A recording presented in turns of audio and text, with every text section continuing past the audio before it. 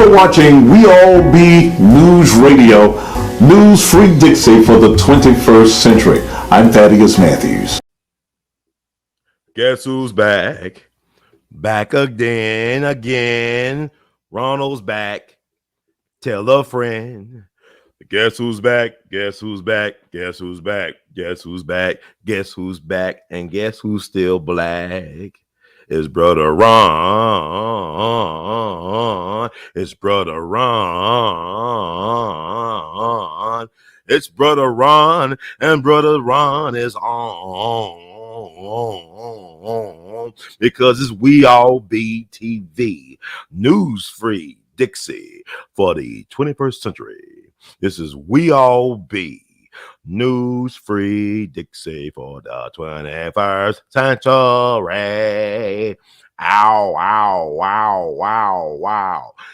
Welcome, everybody, to another wonderful, edutaining edition of We All Be TV. News free, or you call it We All Be News, because we do TV and radio and blogs and all that stuff, man. News free Dixie for the 21st century. I'm your host for this empowerment segment, brother Ron, also known as R2C2H2, the artivist. So I just went ahead. I'm gonna do a live tonight because I got a lot of amazing feedback from the last live we did Friday night, Saturday morning. Thank y'all for the support and donations. Keep them coming in. Got to pay this car note, this rent, and I treated the city to an amazing night of entertainment, of education, of edutainment, of legacy, of self-respect, of knowledge of self. We had the 2022 Jimmy Lunsford Jimmery Festivals Jimmy Lunsford Legacy Award. So we had a whole week of activities trying to give a black man his rightful due in the city of good abode. That's Memphis, Tennessee. Memphis 10 toes down, man. So we did that. We actually succeeded or just superseded all expectations. Over 1,000 plus people from around the country even came out to show their support for this program, for this movement we're doing. I think we got to be about solution oriented. It ain't all about canceling and taking stuff down. We got to be about the resurrection of things as well too. We got to resurrect some things, remember ancestral memory, and really honor the righteous ancestors, because a lot of times we get the message conflicted when we try to do things. We forget about the folks that actually dedicated their lives to empowering not only themselves but their people, and we tend to focus on folks. I mean, no disrespect. I mean, you're nobody till somebody murks you. You know, so many people that we like talking about. You know, talk about. You know, Breonna Taylor said, "What about Alberta Odell Jones, a pioneering black woman, freedom fighter for her people, a lawyer who was a real social engineer in terms of breaking down walls, of knocking Jim Crow on his butt in Louisville, helping to integrate Louisville, helping to organize the 1963 March on Washington, helping Muhammad Ali, then known as Cassius Clay, to get a contract that would be fair to him with the so-called white supergroup known as the Louisville Group." She was Cassius Clay's lawyer, and she was taken out of here, assassinated, murked, thrown into the river. Case still unsolved. And we don't even talk about Alberta Odell Jones. We should be talking about Alberta Odell Jones as much as we talk about Breonna Taylor. God bless the dead. But I'm saying, we don't really honor those people who kick down these doors, who do it at an expense to their personal lives until they really their lives. We don't talk about these people too much, and we need to put some respect on their names. So we got to understand and understand where we at right now, because a lot of y'all cats, y'all up here, like I said, I wish some of us would just hold our horses when it comes to critiquing people in real time, because they didn't really appreciate Muhammad Ali when he was doing in his prime. You know, he sacrificed a lot. A lot of cats don't understand what Kyrie Irving is doing in his prime. A lot of cats don't understand what Kanye West is doing in their prime. They're making a safe space for Black folks to express themselves, all right? But they're paying the cost to do that. So I'm really conflicted about people. Like, y'all love for celebrities allegedly to speak out, but when they speak out and they're losing sponsors and advertisements and contracts, y'all still don't think that's enough. Y'all still think it's gimmicky and whatnot. You know, we only talk about Paul Robeson. Paul Robeson had his career destroyed, had his life destroyed, standing up for Black people, standing up for the dispossessed, the marginalized, those people made invisible. And a lot of y'all cats don't have no understanding, let alone understanding who Paul Robeson was. Paul Robeson, one of the great football players of all time. Really, he was one of the first Black All-American football players. He also started in the NFL. He was a lawyer, head of his class, a brilliant man, could speak over 20 different languages fluently, was one of the greatest singing voices of all time. But he he just gave it all away to help his people. He was, they took his passport away from him back in the 50s. They tried to kill him over in Russia. Maybe CIA gave him some stuff and he almost jumped out of the window, something like that. Let's look this stuff up. But like Malcolm X learned how to do public speaking by listening to Paul Robeson. That's how he learned how to do public speaking, by listening to Paul Robeson on the radio or whatnot. Paul Robeson was one of the giants of our people, and we don't even pay proper respect to mention his name from time to time. And that's why I got to do what I'm doing, because y'all missed the whole point. Y'all into sensationalism. I'm trying to give y'all some historical context that needs to be talked about in real time, so I can understand what's going on. Y'all, it's very much anti-Kemetic. It's an anti-Kemetic time. Let's make that a popular hashtag. Anti-Kemetic. Anti-Kemetic times we're living in. Y'all, we as a people too busy being a reactionary. I don't care about Twitter. I want people to have free speech. I don't want them to censor me. So why would I censor somebody else? I think everybody should be able to hear their voice amplified, and people should have a real choice about what they want to consume as far as their mental diet is concerned. As far as ideology, we need options on the table. We need options in social media. So all this silence, and y'all can do a quick Google search while you still can. Y'all mad at Kyrie. You say he costing the bag. What's a bag when they won't allow you enough time to spend your bag? What's a bag they could give to you? They could take it any time for whatever reason.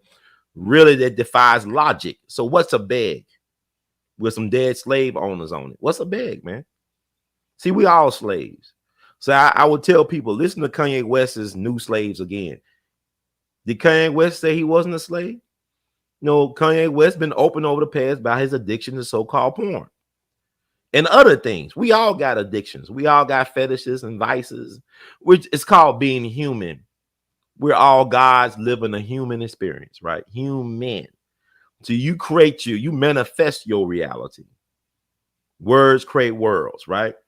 So I just want to talk about the Kanye thing. Kyrie, blessed to him. May the righteous ancestors continue to protect that brother. He's standing on his square.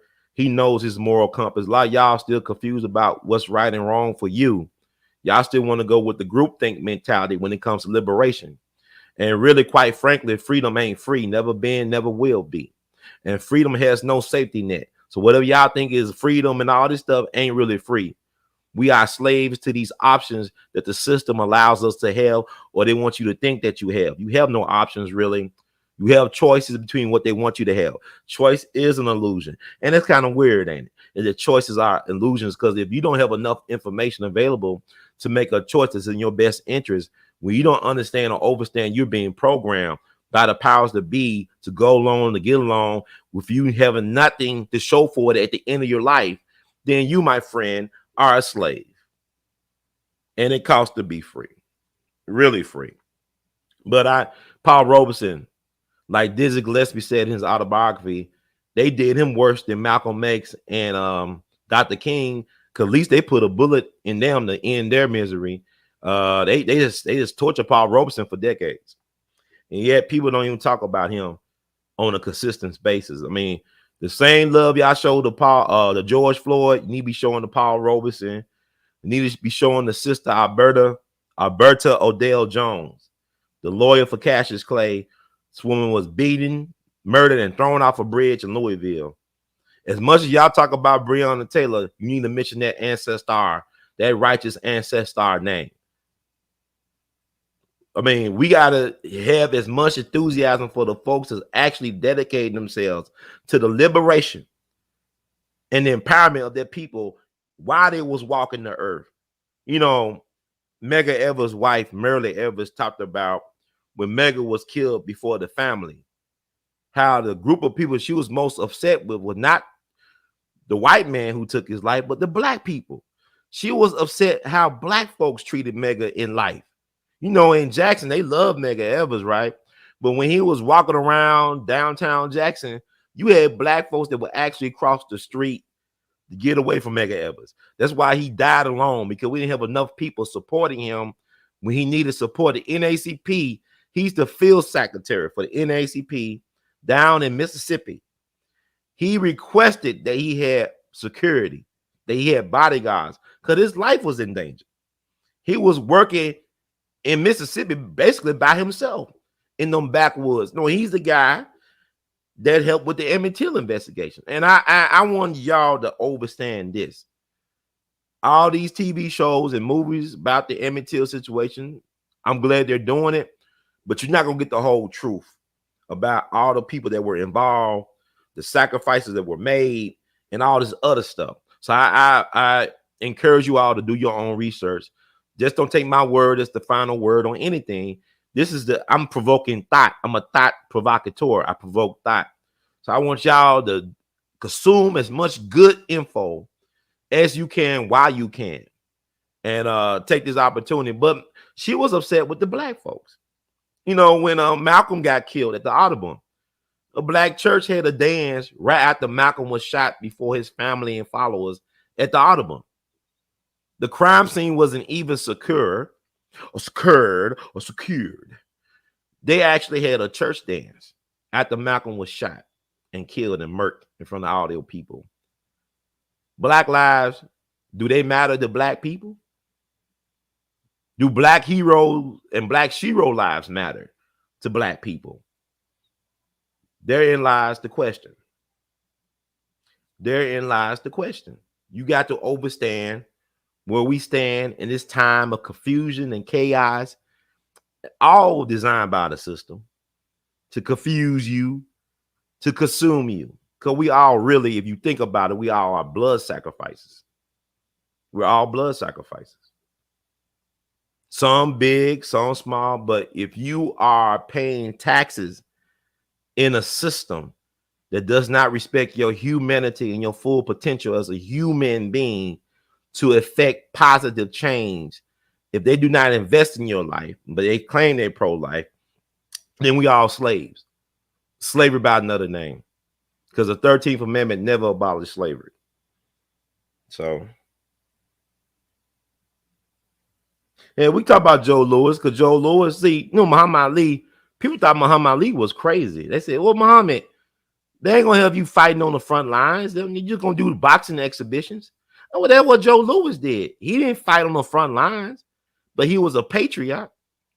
He did boxing exhibitions, giving away free boxing tickets, giving $1 million purse to the government.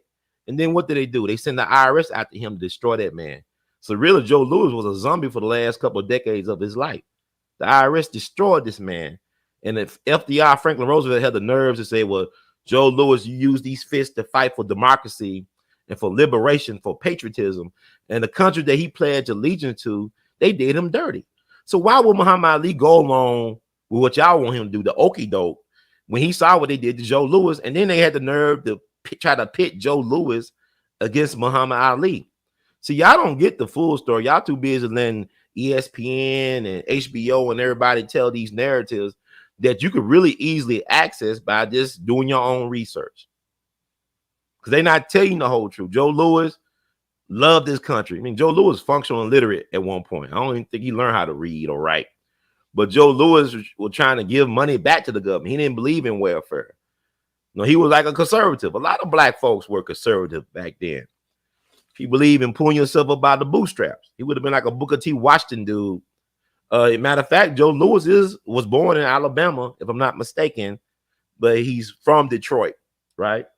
So I always say like Rita Franklin was born in Memphis, but she's from Detroit. Okay, that's how I differentiate. Because people say, well, Young Dolph, he ain't from Memphis. He was born in Chicago, but he is from Memphis. So y'all keep on thinking, like it was what Rakim said. It ain't where you from, it's where you at. Okay, so they screwed over Joe Lewis. So why would Muhammad Ali just go along? And he didn't start having problems with the government until he got rid of the Louisville group, the white businessman that oversaw his career, that controlled the purse strings, that they were Muhammad Ali's puppeteers. Is when he got with the Nation of Islam that all his problems start happening in terms of the issues with the government and all that stuff. Because they didn't try to go for him in a draft when he was with the Louisville group. Now, even Muhammad Ali had enough sense to see why I'm having all these problems now. I didn't have these problems when I was with these white businessmen from Louisville. Now all of a sudden, it's like with Kanye. I mean, Kanye had to cut the purse strings, whatever. Y'all think he committed suicide? Nah, he's resurrected himself. Y'all keep on talking about Donda West. He's still recovering. Y'all don't have no understanding what it is to really have a blueprint, to really understand how to invest in people, to plan for succession. Y'all still stuck in the mindset where y'all want a Malcolm X or a Dr. King or Fred Hampton or a Jesus figure to come save you from yourself. You got to save you from yourself. You have no backup coming. The cavalry is not coming unless you are a part of that cavalry that's going to rescue yourself. There's no way. Y'all keep on talking about, see, the people, I figured it out, that the people that hold us responsible and accountable for our action and thoughts and for our potential, we hate them. We hate their guts. We despise Ida B. Wells. We despise Medgar Evers. We despise Dr. King. We despise Malcolm X. Well, regardless of their flaws, y'all keep on telling me, well, they did this and that. They're human. Everybody, if you're a human, you're going to have some flaws. I mean, y'all get caught up in the mailman. I tell you about the mailman theory. I don't care if your mailman is a crackhead. I don't care if your mailman is a degenerate or whatever, gambling addict, drug addict. The mailman, his only job as far as being a mailman is to deliver your mail. So why are you concerned about the mailman when the message you need to receive is in your mailbox? So why follow the mailman on his route? I mean, y'all, this is just really is weird that black folks so obsessed with people's personal private lives. I don't care. I mean, it's older black people, really this juvenile state of arrested development, don't understand nothing about politics. They think every answer in politics is vote, vote, vote. It's like they think every answer in black history is Rosa Parks, Dr. King. So this is where we at. So I don't really like to talk to olders, not elders, but olders in the community about politics because they have no clue about how nothing works. And they're proud to be willfully ignorant about a lot of things. They had a long time of living and they have gotten benefits from living. And yet they tell us, oh man, y'all got to toughen up and man up. Okay. But at the same time, you didn't have to deal with student loan debt back in the day. You understand? You was able to be active. You was able to take on all this stuff, the man, and fight the power because you didn't have no student loan debt. It was trying to crush your neck like George Floyd. I remember I had talked to Jeffrey Haas, this Jewish guy from Atlanta, but he was a lawyer that started the People's Law Office in Chicago. He was friends with Fred Hampton Sr. He wrote a book about the murder of Fred Hampton, and I interviewed him. And he said, Ron, the reason why we was able to take on these cases and represent the grassroots was because we didn't have to worry about student loan debt. We had no debt. We was able to just find ourselves and try and discover our purpose and voice. Now, as soon as you get out of school, instead of going into your career of choice or what you study for, you got to go be an Uber or Lyft driver. What's the point? Then you look at somebody like Kanye. Y'all say he crazy, but he dropped out of school and became a billionaire. Y'all do know that Bill Gates dropped out of school too, and Steve Jobs, and they became billionaires, but Kanye didn't have the investment or resources that a Steve Jobs or Bill Gates had. You know who Bill Gates people are, right? You know who his mom and dad is, right? Like Jeff Bezos. You know who his people are, right? Kanye didn't have that. He's the rose that grew from concrete. So now we're approaching the anniversary of his mom's untimely death, Dr. Dunda West. She passed away November 10th, 2007. The result of a botched surgery, allegedly. A woman that brilliant to raise a son like she has, and she was insecure about her looks because you go to Hollywood, going to Los Angeles in general, and Hollywood in particular, it will make you insecure about your look. Even the homeless people look glamorous in some cases in Hollywood. You know what I'm saying? I went to LA twice. The women look, you know what I'm saying? Everybody's sculpted. Not everybody, but I'm saying it's a world of make-believe, right? It will make you feel insecure no matter how brilliant you are. Because we all deal with insecurities. So it's unfortunate that we lost Dunda West. But I'm just tired of hearing people say, well, Kanye ain't never been the same.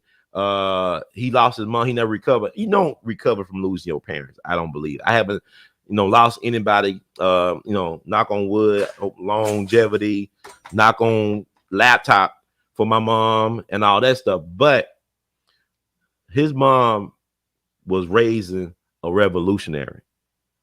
His mom was raising a revolutionary. Just like I finished the core. Even though you was a crack fiend, mama, you always was a black queen, mama. She was raising a revolutionary. And like what Dr. John Henry Clark said, you got to bury the man and continue to plan. You got to bury the woman and continue to plan. So Dunda West raised her son to do what he's doing now. And I want to read a quote from Dunda West. God bless the dead. Let's resurrect Dunda West. Let's celebrate this woman for making this amazing black man, along with his father as well. Because y'all don't want to give black dads any type of credit, because black dads do matter. But I just want to read a quote from Sister Dunda. And thank you all for donating. I'm not reading the comments right now. I'll be in my zone. I'll be freestyling on this PAL microphone. So I don't plan out anything like a lot of people are playing. Oh, yeah, let me make a correction. I said that the Thelonious Monk, he is a Libra, but he wasn't born October 12th. I was thinking about Dick Gregory. He was born October 10th. But he was born way before Dick. But I want to say he was born October 10th, 1917 in Rocky Mount, North Carolina. But let me read what she said about her great son. She said she was also a firm defender of her son's controversial comments. West stated that she trained her son for greatness. There is no room for shyness. I raised him that way to think critically and analytically and not be afraid to voice what you feel. I helped shape that. I helped shape that. I think leaders are people who must do that. And she helped run she was chief executive of West Brands, the parent company of her son's business, right? And also, I mean, she's a brilliant woman. She taught at Chicago State University for about 27 years, including 24 as head of the Department of English, Communications, Media, and Theater. Let me read that last part. West spent 27 years at Chicago State, including 24 as head of the Department of English, Communications, Media, and Theater.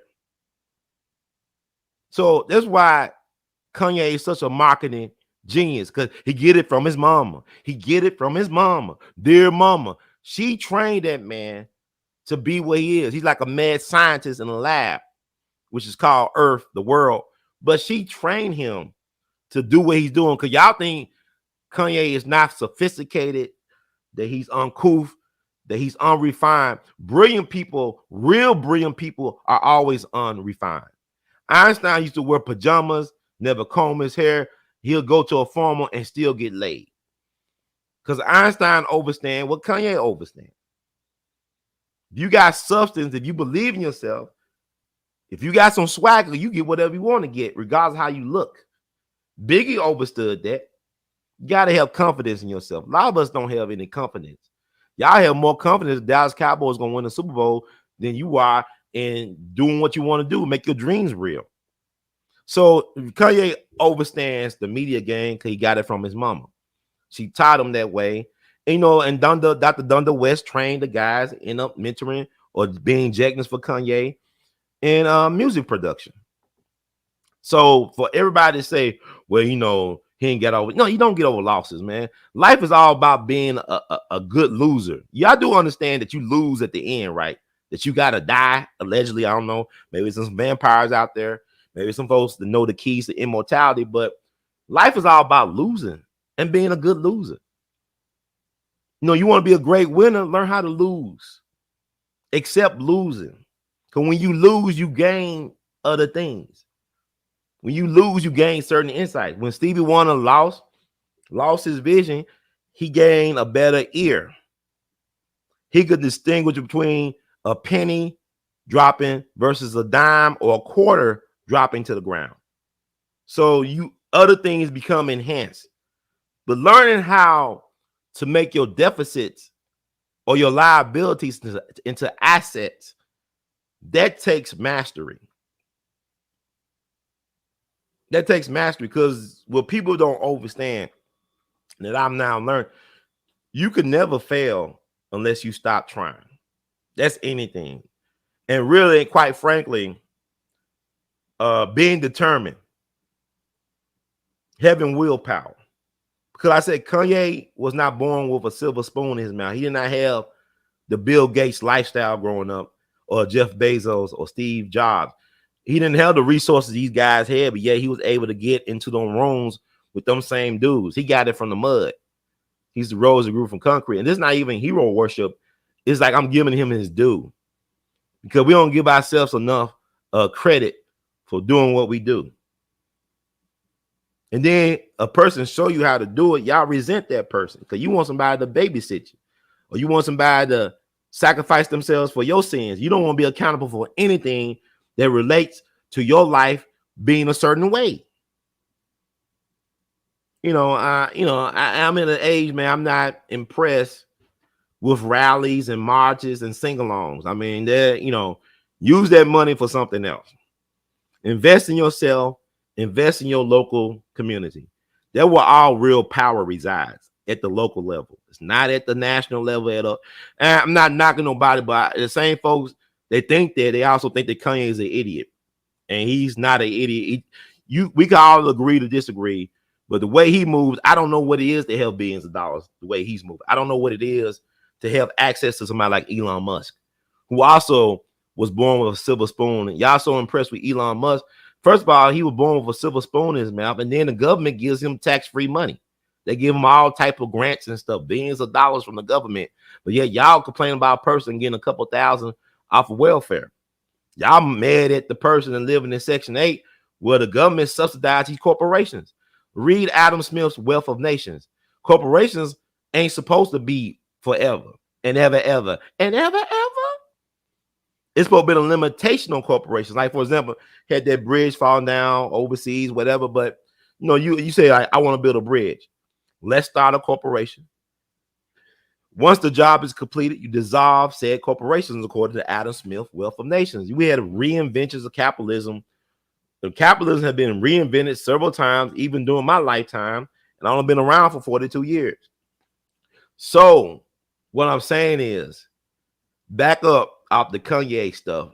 If you are, and be nuanced. If you call yourself New Black Media, be nuanced in how you present this, brother. You already getting piled on. And what people don't want to tell you is that if he really was crazy, nobody would pay attention. If he really was insane, they won't be trying to counsel him, because you allow a person to hang themselves in that case. You don't need nobody to censor nobody if this person is a verifiable lunatic.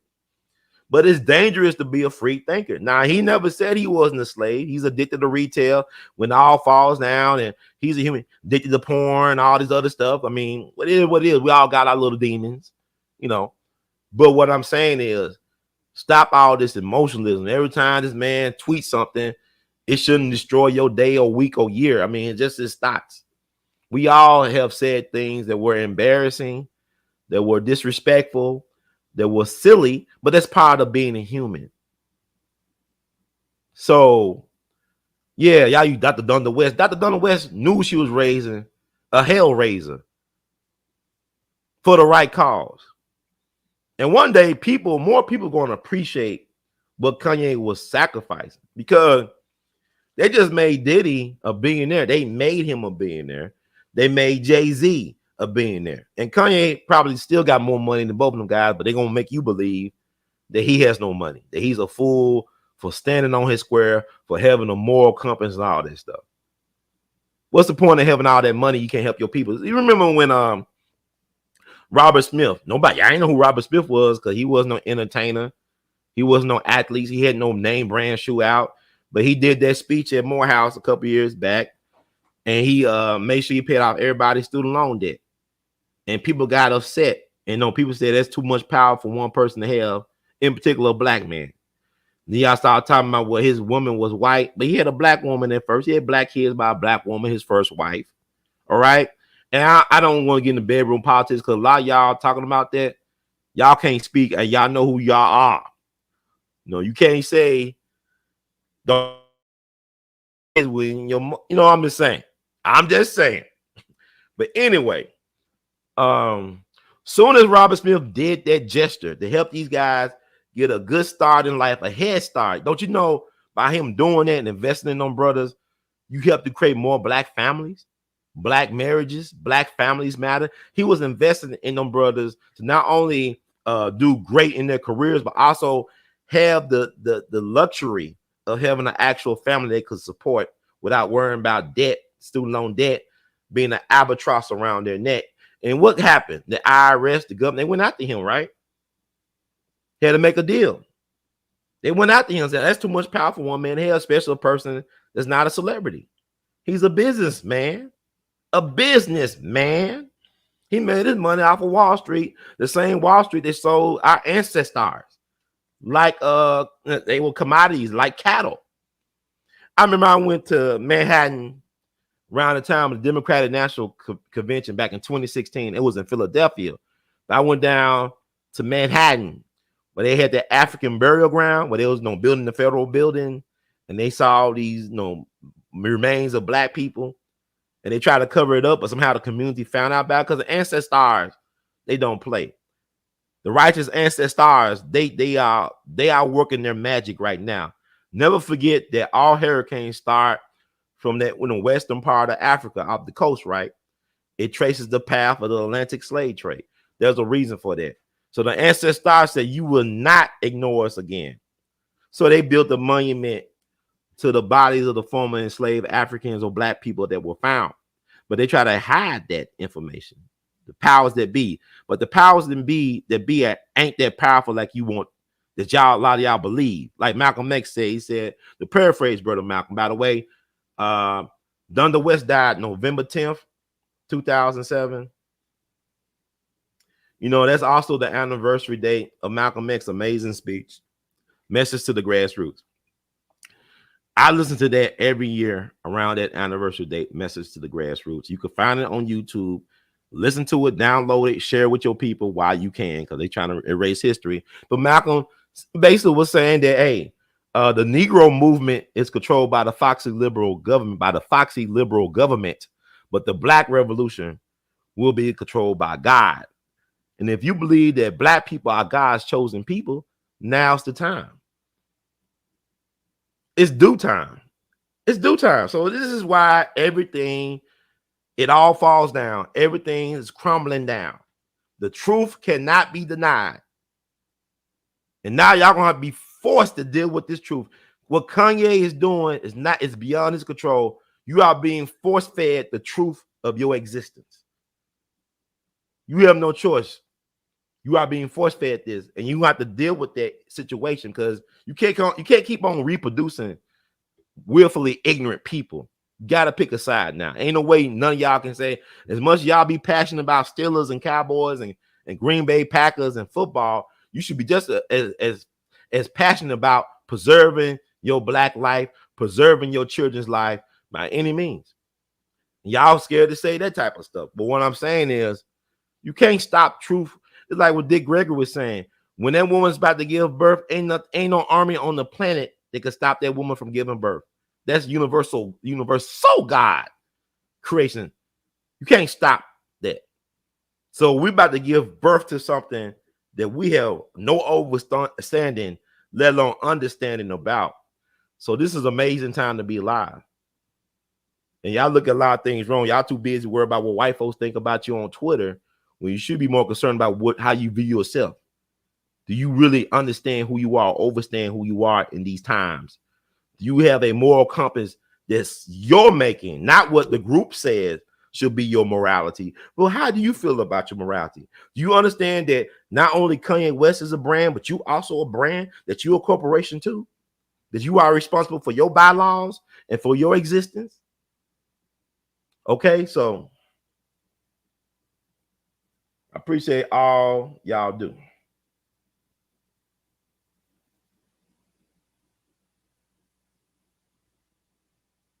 And so I thank you all that will donate and will continue to support what we're doing, because like they said, they're doing a lot of censoring on my channel over old videos, and we're going to talk about that because anniversaries are coming up.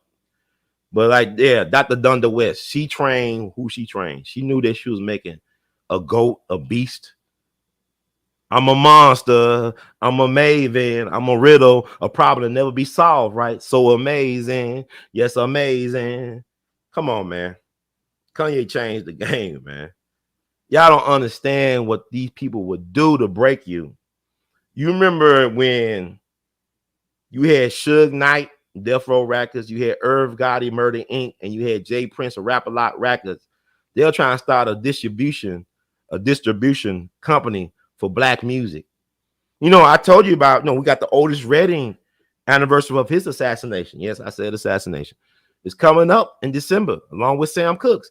Otis Redding was trying to start a distribution company with James Brown. His son talked about this on Oliver Stone's son's platform several years ago. So you look at what happened to Otis Redding. Look what they did to James Brown. They tortured James Brown for decades. They had you thinking this man was out of his mind. I mean, yeah, he had his little thing he do, but he was a shrewd businessman in his own right. He had businesses that he ran, and that's what they do. But you see what happened to all them guys. Irv Gotti and his brother was facing some football numbers at the federal level. They beat that case, right?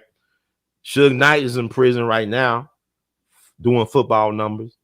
Then Jay Prince was harassed by the government, in particular the FBI, for years. So they don't want black folks getting together and having anything or running nothing. They don't want us to be like some of the Jewish people in the industry. And we talk about this. Like, let's talk about Jay-Z and Diddy, Jay-Z, Jigga, and P. Diddy, right? Let's talk about that. They're both billionaires, right? They have a lot of money they made out the liquor business, right? So they Jews, right? Because you think about, I talked about the Bronfman family from Canada, Canadian Jews who started Seagram's, very popular liquor brand, but they was in bootlegging. They used to do bootlegging with Al Capone and Joe Kennedy, patriarch of the Kennedy clan, Meyer Lansky, the Detroit Purple Gang, very notorious Jewish mob. They were notorious. That's how they started their family business. They got into entertainment. They brought Universal Vivendi. I don't know who owned all this stuff. Y'all look it up. But they brought it. You know what I'm saying? Even one of the Bronfman heirs got married and had kids with a black woman from New Orleans. A black woman from New Orleans. So they got into a business where a lot of black art and talent has been exploited for decades. Even if you look at the Civil War, right?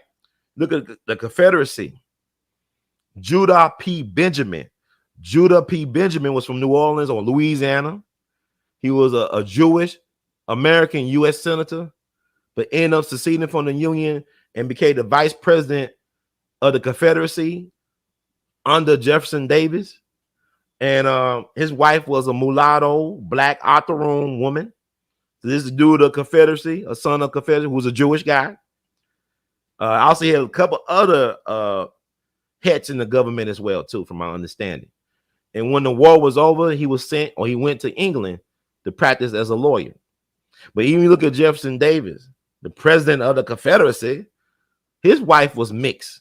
She look at the pictures of these people's wives. This is a guy who was the #1 Confederate, right? But his woman is all swarthy looking and dark and interesting complected. But I'm saying it's complex, right? People mad at Kyrie Irving, right? But the thing about it is, if you go to a lot of Jewish historical societies in places like Charleston, they tell the truth about Jewish people being involved in the slave trade. They tell the truth. Let me pull up something. Because people on Kyrie's head, they only on his head because he's trying to tell y'all some good stuff. It's like, it's funny in sports. Sports is another mother distraction. It's not even that important. Y'all don't have no problem that a football game is really 60 minutes. Y'all don't mind looking at a 60-minute game. It takes 4 hours to play. Basketball, 48 minutes, right? But it takes like 3 whatever hours to play. Y'all don't mind that because y'all been trained to be distracted, to have your attention span, your focus shortened. You think it's because you was born like that, but you've been programmed like that because it's weird. Like you look at TV shows, they get to a certain part, then it's time for a commercial break. They do that by design because TV is not about educating you. It's an idiot box. It's an idiot box for a reason because they're trying to sell stuff to you. They selling stuff that you don't really need. You need what? Food, air to breathe, water, and shelter, right? But they say you all this junk, you're going to become a hoarder, right? Because you've been programmed not to be focused. If you think about, I love Charlie Parker, the jazz great, right? Charlie Parker said he practiced for about 15 hours a day for 4 years to get that grade on the saxophone. And he was in the Ozarks. All I did was drink orange soda and practice on my saxophone for 11 to 15 hours a day. Imagine if Charlie Parker had Pornhub or social media. Imagine he had OnlyFans back then. You think Charlie Parker would be known as the great saxophone genius, or he'd been like out there playing with his other horn? Think about what I'm saying. Think about Thomas Jefferson had them type of distraction when they're trying to write the Declaration of Independence or all this stuff, right? See what I'm saying? Like we are walking billboards. Like even our phones, they hear our conversations. So you have all this stuff popping up in conversations that's related to who you was talking to on the phone. They reading your mind. It's where I be in restaurants. I be having a conversation with somebody, and then they'll play music that matches the mood or the subject of the conversation. I be telling people, y'all hear this shit? I say, what you talking about, Ron? I said, we just talked about this, and all of a sudden this came on. We were talking about your mom, and then Dear Mama come on. What's that about? Are we in a video game? Is this a simulation? So these are questions that should be asked, but can't, life is interesting. See, Kanye, a lot of people really mad at Kanye because he's living out his dreams. He's making his reality, his fantasies real. And a lot of us are afraid to even be ourselves. But he was trained to do what he's doing. He's trained. He's an agent for a different government, whatever. He's an agent for change in his own way. But my thing is, this is so liberating to be alive right now because we can have these conversations and not be afraid. Because if a guy's willing to lose $1 billion to be honest with you all, can we just at least be honest with ourselves? That we can't even, a lot of us are struggling right now to pay rent and gas is high, bread is high, eggs is high. You try to make decisions. Someone's making life and death decisions. Can we afford this medication? And y'all mad at Kanye. Y'all not mad at the government for inflation. Y'all not mad at certain entities, but y'all more mad at Kanye than anybody. How much sense did it make he's a celebrity? How he hurting you? It's folks in office y'all keep on telling us to vote for. They hurting you. They hurting all of us. But y'all keep on saying, vote, vote, vote, vote, vote, vote, vote, vote, vote, vote. That's all y'all do. Is like, I can't even listen to y'all. I'm gonna start giving y'all the Charlie Brown teacher treatment. Some of you olders. Blah, blah, blah, blah, blah, blah, blah, blah, blah, blah, blah, blah, blah, blah. Blah, blah, blah, blah, blah, blah, blah, blah, blah, blah, blah, blah. So I'm saying, like, so we vote for 50, 60 years and got nothing for the vote. Y'all just happy. Y'all can hashtag Converse and Pearls. Y'all like that type. Y'all like that weird stuff. Oh, I like how he looks in the White House. Like, y'all talking about Obama. Lady said, oh, you fine, Mr. President. You still fine. Hey, she said, I'm fine. Huh? Y'all like that stuff. Y'all ain't look at the stuff he done to people. This man sent drones to people weddings. He's a drone ranger. They have dropped drones on a father and son who are American citizens. And y'all ain't even hear about this. Y'all don't care. Oh, he looks nice. Obama's a great president. He's nice and he's so well behaved. Obama is President Gangster Grills. Gangster Grills. Obama is like Steph Curry. Y'all worry about Bill Cosby, but y'all don't see a Steph Curry looking the guy coming. Oh, he cute and babyface. They'll be the main one, be some killers and some rapists. I ain't saying Steph Curry. I'm saying how we go on perception. Like they gave Obama deception, right? I ain't even getting into all that right now, but I'm saying the way we do politics is like, ooh, I think they like me. I think they like me. Ooh, I think they like me. That's not real politics. Real politics is about getting stuff done. Identify what you want and getting it done. That's real politics. Now, ooh, I think they like me. Twerk, twerk, twerk, chirp, chirp, chirp. Ooh, ooh, ooh, wee. Sticky, icky. So y'all not serious. Y'all worry about white folks hanging skeletons from trees when they still hanging black folks from trees. Y'all, man, that's offensive. That skeleton hanging from a tree, a fake skeleton. But y'all ain't concerned about Sandra Bland hanging from a jail cell. Y'all more concerned about, oh, they saying the N-word. Y'all say the N-word. Why? You still got black folks hanging from trees that calling it suicide. And it's like, YouTube been attacking my channel, taking down stuff that I did long ago on a black guy hanging from a tree in a white neighborhood. And that, oh, you believe in self-harm? Are you gonna harm? These videos are over 10 years old. I'm interviewing the sheriff, the county coroner, the state medical examiner. By the way, the state medical examiner I interviewed, Dr. A.L.L Shaker, he was the one that did the second autopsy report on Tamla Horsford, whatever her name is, a sister that was killed at all-white woman slumber party where she was the only darky down in Forsyth County. Ain't no way in hell that I'll be at a white slumber party in Forsyth County. There's like a real horror movie, Lake Lanier. Y'all worry about Jason and Michael Myers.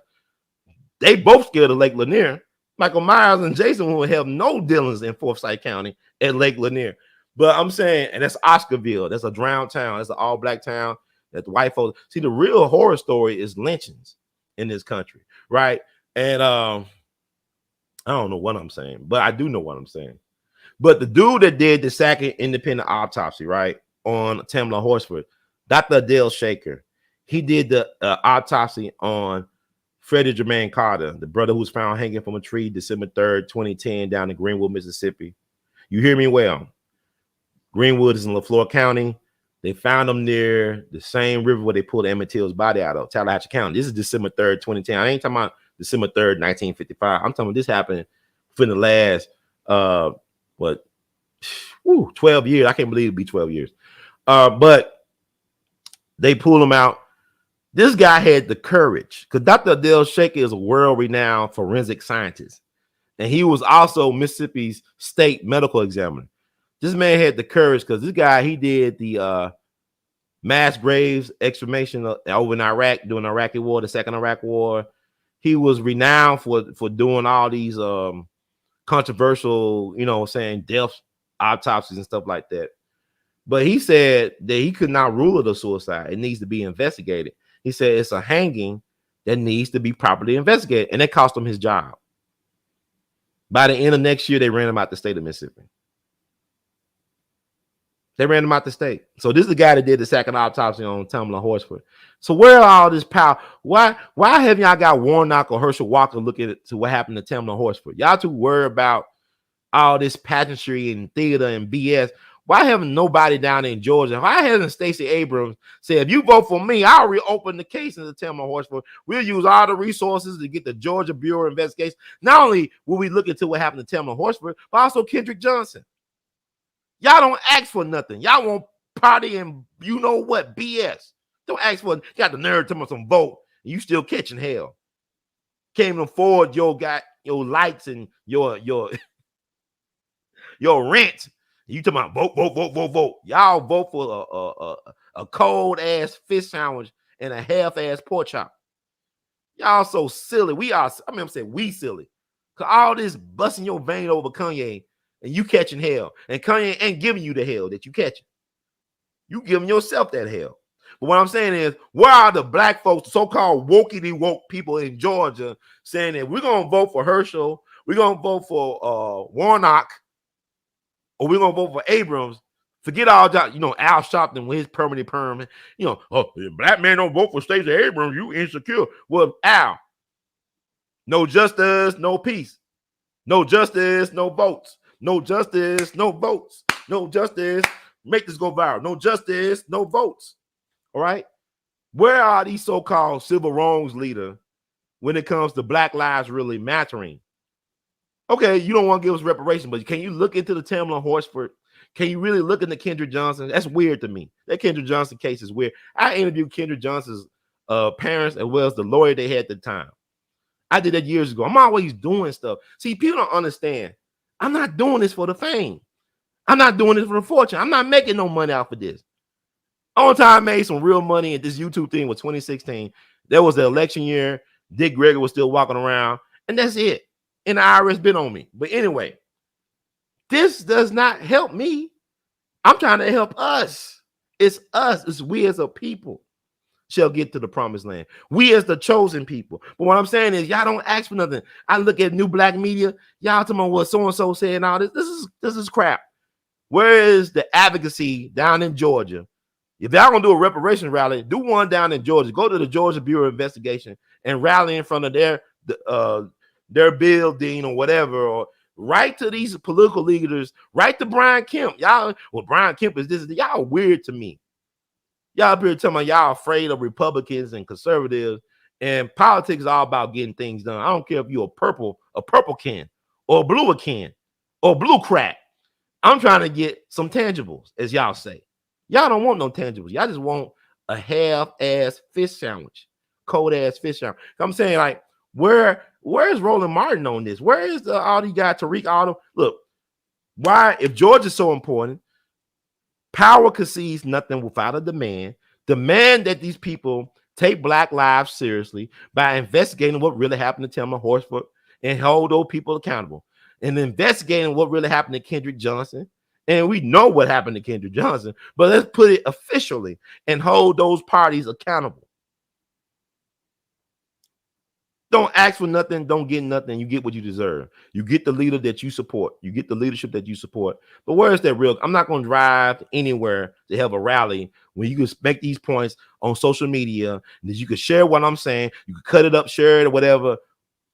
No justice, no votes. Y'all let these people love you to sleep. Y'all worry about George Floyd. He dead. No disrespect to the dead. George Floyd dead. And y'all angry about that. And Kanye didn't even kill him. Matter of fact, I don't think Kanye killed anybody in his music. Now he produced for people that talks about murder and mayhem, but look how quiet these guys are. They be pushing this stuff, and they so quiet when it comes to their friend and boss man being caught up in the whirlwind. See, I don't need friends like that. See, there's a reason why Dr. King was by himself on that balcony and got popped. Because all the friendlies weren't wearing ties. I mean, all the friendlies, yeah, they weren't wearing ties, and Dr. King was wearing a tie. So if Dr. King really had friends, he had a whole bunch of dudes on the balcony wearing ties. Operation Lantern Spike, okay? So I'm not looking at the comments right now. I'm in my freestyle. I don't do all that. Look, I don't do this for the fame. I don't do it for the fortune. I do it for the truth. I do it for knowledge of self. I do it to liberate yourself. You got to liberate yourself. I'm not responsible for that. What I'm doing is showing you how I do it. This is how we do. This is how we do. Okay? So it's very important because the people ain't talking about the right thing. You're not looking at things the right way, even in Mississippi. You know what? I'm glad. I know. Look, I'm in Memphis, right? I'm right by the Mississippi River, right? I am so glad. And I know it sounds weird. I am glad that the Mississippi River is having a drought issue that is drying up into a puddle, because now you're going to see all the black bodies that have been down there feeding all that catfish. That's why catfish taste so good, because all them black bodies in the Mississippi River. Y'all keep on talking about Ron talking crazy. The East St. Louis race massacre, Lane race massacre, all these massacres, all them black folks dumped in the river. Now you might see some bones and stuff coming up, like the Devil Punch Bowl down there in Natchez, where them peach orchids grow. I went down to the Devil's Punch Bowl. I haven't put out the video footage I did. See, I got a lot of stuff that I sit on. See, people be sleeping on me, man. I'm doing work. I'm not just talking about running my mouth on YouTube. I'm actually out there organizing people at the grassroots level. And I get no respect. And like Rodney Dangerfield, but I put a lot of people on. I put on for my city. I put on for my people. And I'm still here. And people trying to figure out how he's still here. I get a lot of dry haters and all that stuff. It comes with the territory. What I'm saying is the Mississippi River going to drop something. They're going to reveal all them black bodies. They've been there for decades and over a century. And I can't wait. They may hide it. They probably found some dead black folks in Mississippi River. It's been dwindling down so much. But they ain't gonna tell us about it. Just like they found them African, them black people buried on the federal grounds when they was building the federal building in Manhattan. They tried to cover it up, but the righteous ancestors will not be denied. I'm even looking at a Netflix movie, a documentary about Africa Town down in Mobile. They said they found the Clotilda. I went to Africa Town, the Mobile, on my birthday back in 2016. I love hanging in cemeteries because the dead is never dead. The past is never past. And I be listening to the ancestors. They speak to me in my dreams. They speak to me in the middle of the night, early morning. They speak to me through songs. I embrace that. I don't believe it's scary to talk to people that went beyond the veil. They went to the other side because they don't go where energy don't die, right? So it's funny how everything is coming ahead now. You look at how the people in Africa Town have been treated by the powers that be. They got people with high rates of cancer down there because of all the pollution from these industries that's encroaching on Africa Town. See, it's not just Flint, Michigan, or Jackson, Mississippi. Black folks have been disrespected everywhere. I'm in Memphis. In South Memphis, we got the Kellogg's cereal company plant. And then you also is right in the vicinity of the old Army depot. See, my grandparents lived in that area. A lot of my family, that's near Castalia. Well, Young Dolph, you see how Young Dolph talked about his aunt just passed away, the advocate for the family. She just passed away from cancer. He was at that West Cancer Treatment Center out in East Memphis. But here's the thing, y'all got to understand. My people from that area, we from that area, but there's a lot of environmental racism in that area. That's why Young Dolph people got a lot of cancer, because my grandparents died from cancer, neighbors, cousins. We all in that area for decades, right? Because environmental racism, because you got the Army Depot, they drop chemicals into the ground and they never been accountable for it. So it's not just Flint, Michigan. It's not just Jackson, Mississippi. The whole world is a ghetto for people of color, for black people. Well, I'm saying that where there's a group of black folks at, there's a crime that's been committed. A great crime has always been committed where you got groups of black people in America.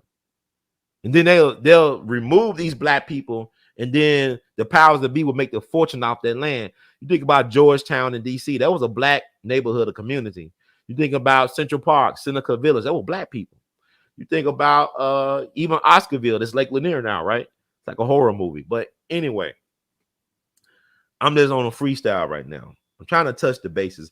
But I was talking about Diddy and Jigga. They did what the white Jews did. They got into the liquor business, made their fortune. Now they're going to diversify their portfolio. That's what the white Jews did. They got into, bootlegging, Arnold Rothstein. Because people always talking about organized crime. They always talking about the Italians. Now it was the Jewish folks that showed the Italians how to do the organized crime. It was Arnold Rothstein who allegedly fixed the 1919 World Series. And it looks like in 2022, somebody's still fixing the World Series. So I don't know if Arnold Rothstein, but he trained the Italians and the Jews and the Irish. He was the godfather of organized crime in this country. Y'all talking about Lucky Luciano learned from him how to do everything, selling drugs. See, that's another thing. We like Lucky Luciano was an informant. Y'all do realize that, right? Y'all talking about no snitching. You got one of the top gangsters of all time. He was a big snitch. He makes Whitey Bulger look like a damn choir boy. Lucky was snitching on people before he became a big time El Capo de Tutti Capi. El Capo de Tutti Capi, the boss of bosses. He was snitching on folks. Matter of fact, it was a Jewish guy, Arnold Rothstein, that said, Lucky, we know you got a snitching problem. The best way to smooth that out with people is to invite them to these big time sporting events, like boxing events, give them like the best tickets, treat them on a night on the town. So there was a Jewish guy told him, Lucky, everybody know you snitching. They know you snitching, Lucky. So you got to clear this up, Charlie, and do right by these people. So, he was snitching when he was in prison. He was a snitch for the U.S. government. Think about how they was able to invade Italy back in World War II. they were getting intel from Lucky Luciano because he had his friend, his business partner, Myron Lansky, the Jew, helping him coordinate communication with the mob over in Italy and stuff like that. Then he was pushing drugs for the U.S. government. They deported Lucky Luciano, but he helped set up the French connection that brought drugs that flooded black communities in America. Think about all those jazz musicians like Charlie Parker. They're getting access to this heroin because the U.S. government allowed them to get access to this heroin because it was flooding the black inner city communities. This back in the 40s and 50s. So y'all blame the jazz musicians for being junkies, but our government allowed this to happen, as they always do. But anyway, but like Jigga and P. Diddy is following the blueprint of the Jews. So they Jews, they Jews, like we the chosen people, right? So they doing what the Jews did. They got into the liquor business to make their fortune. Then they diversified the portfolio. But like Lucky Luciano said, behind every great wealth, there's a great crime.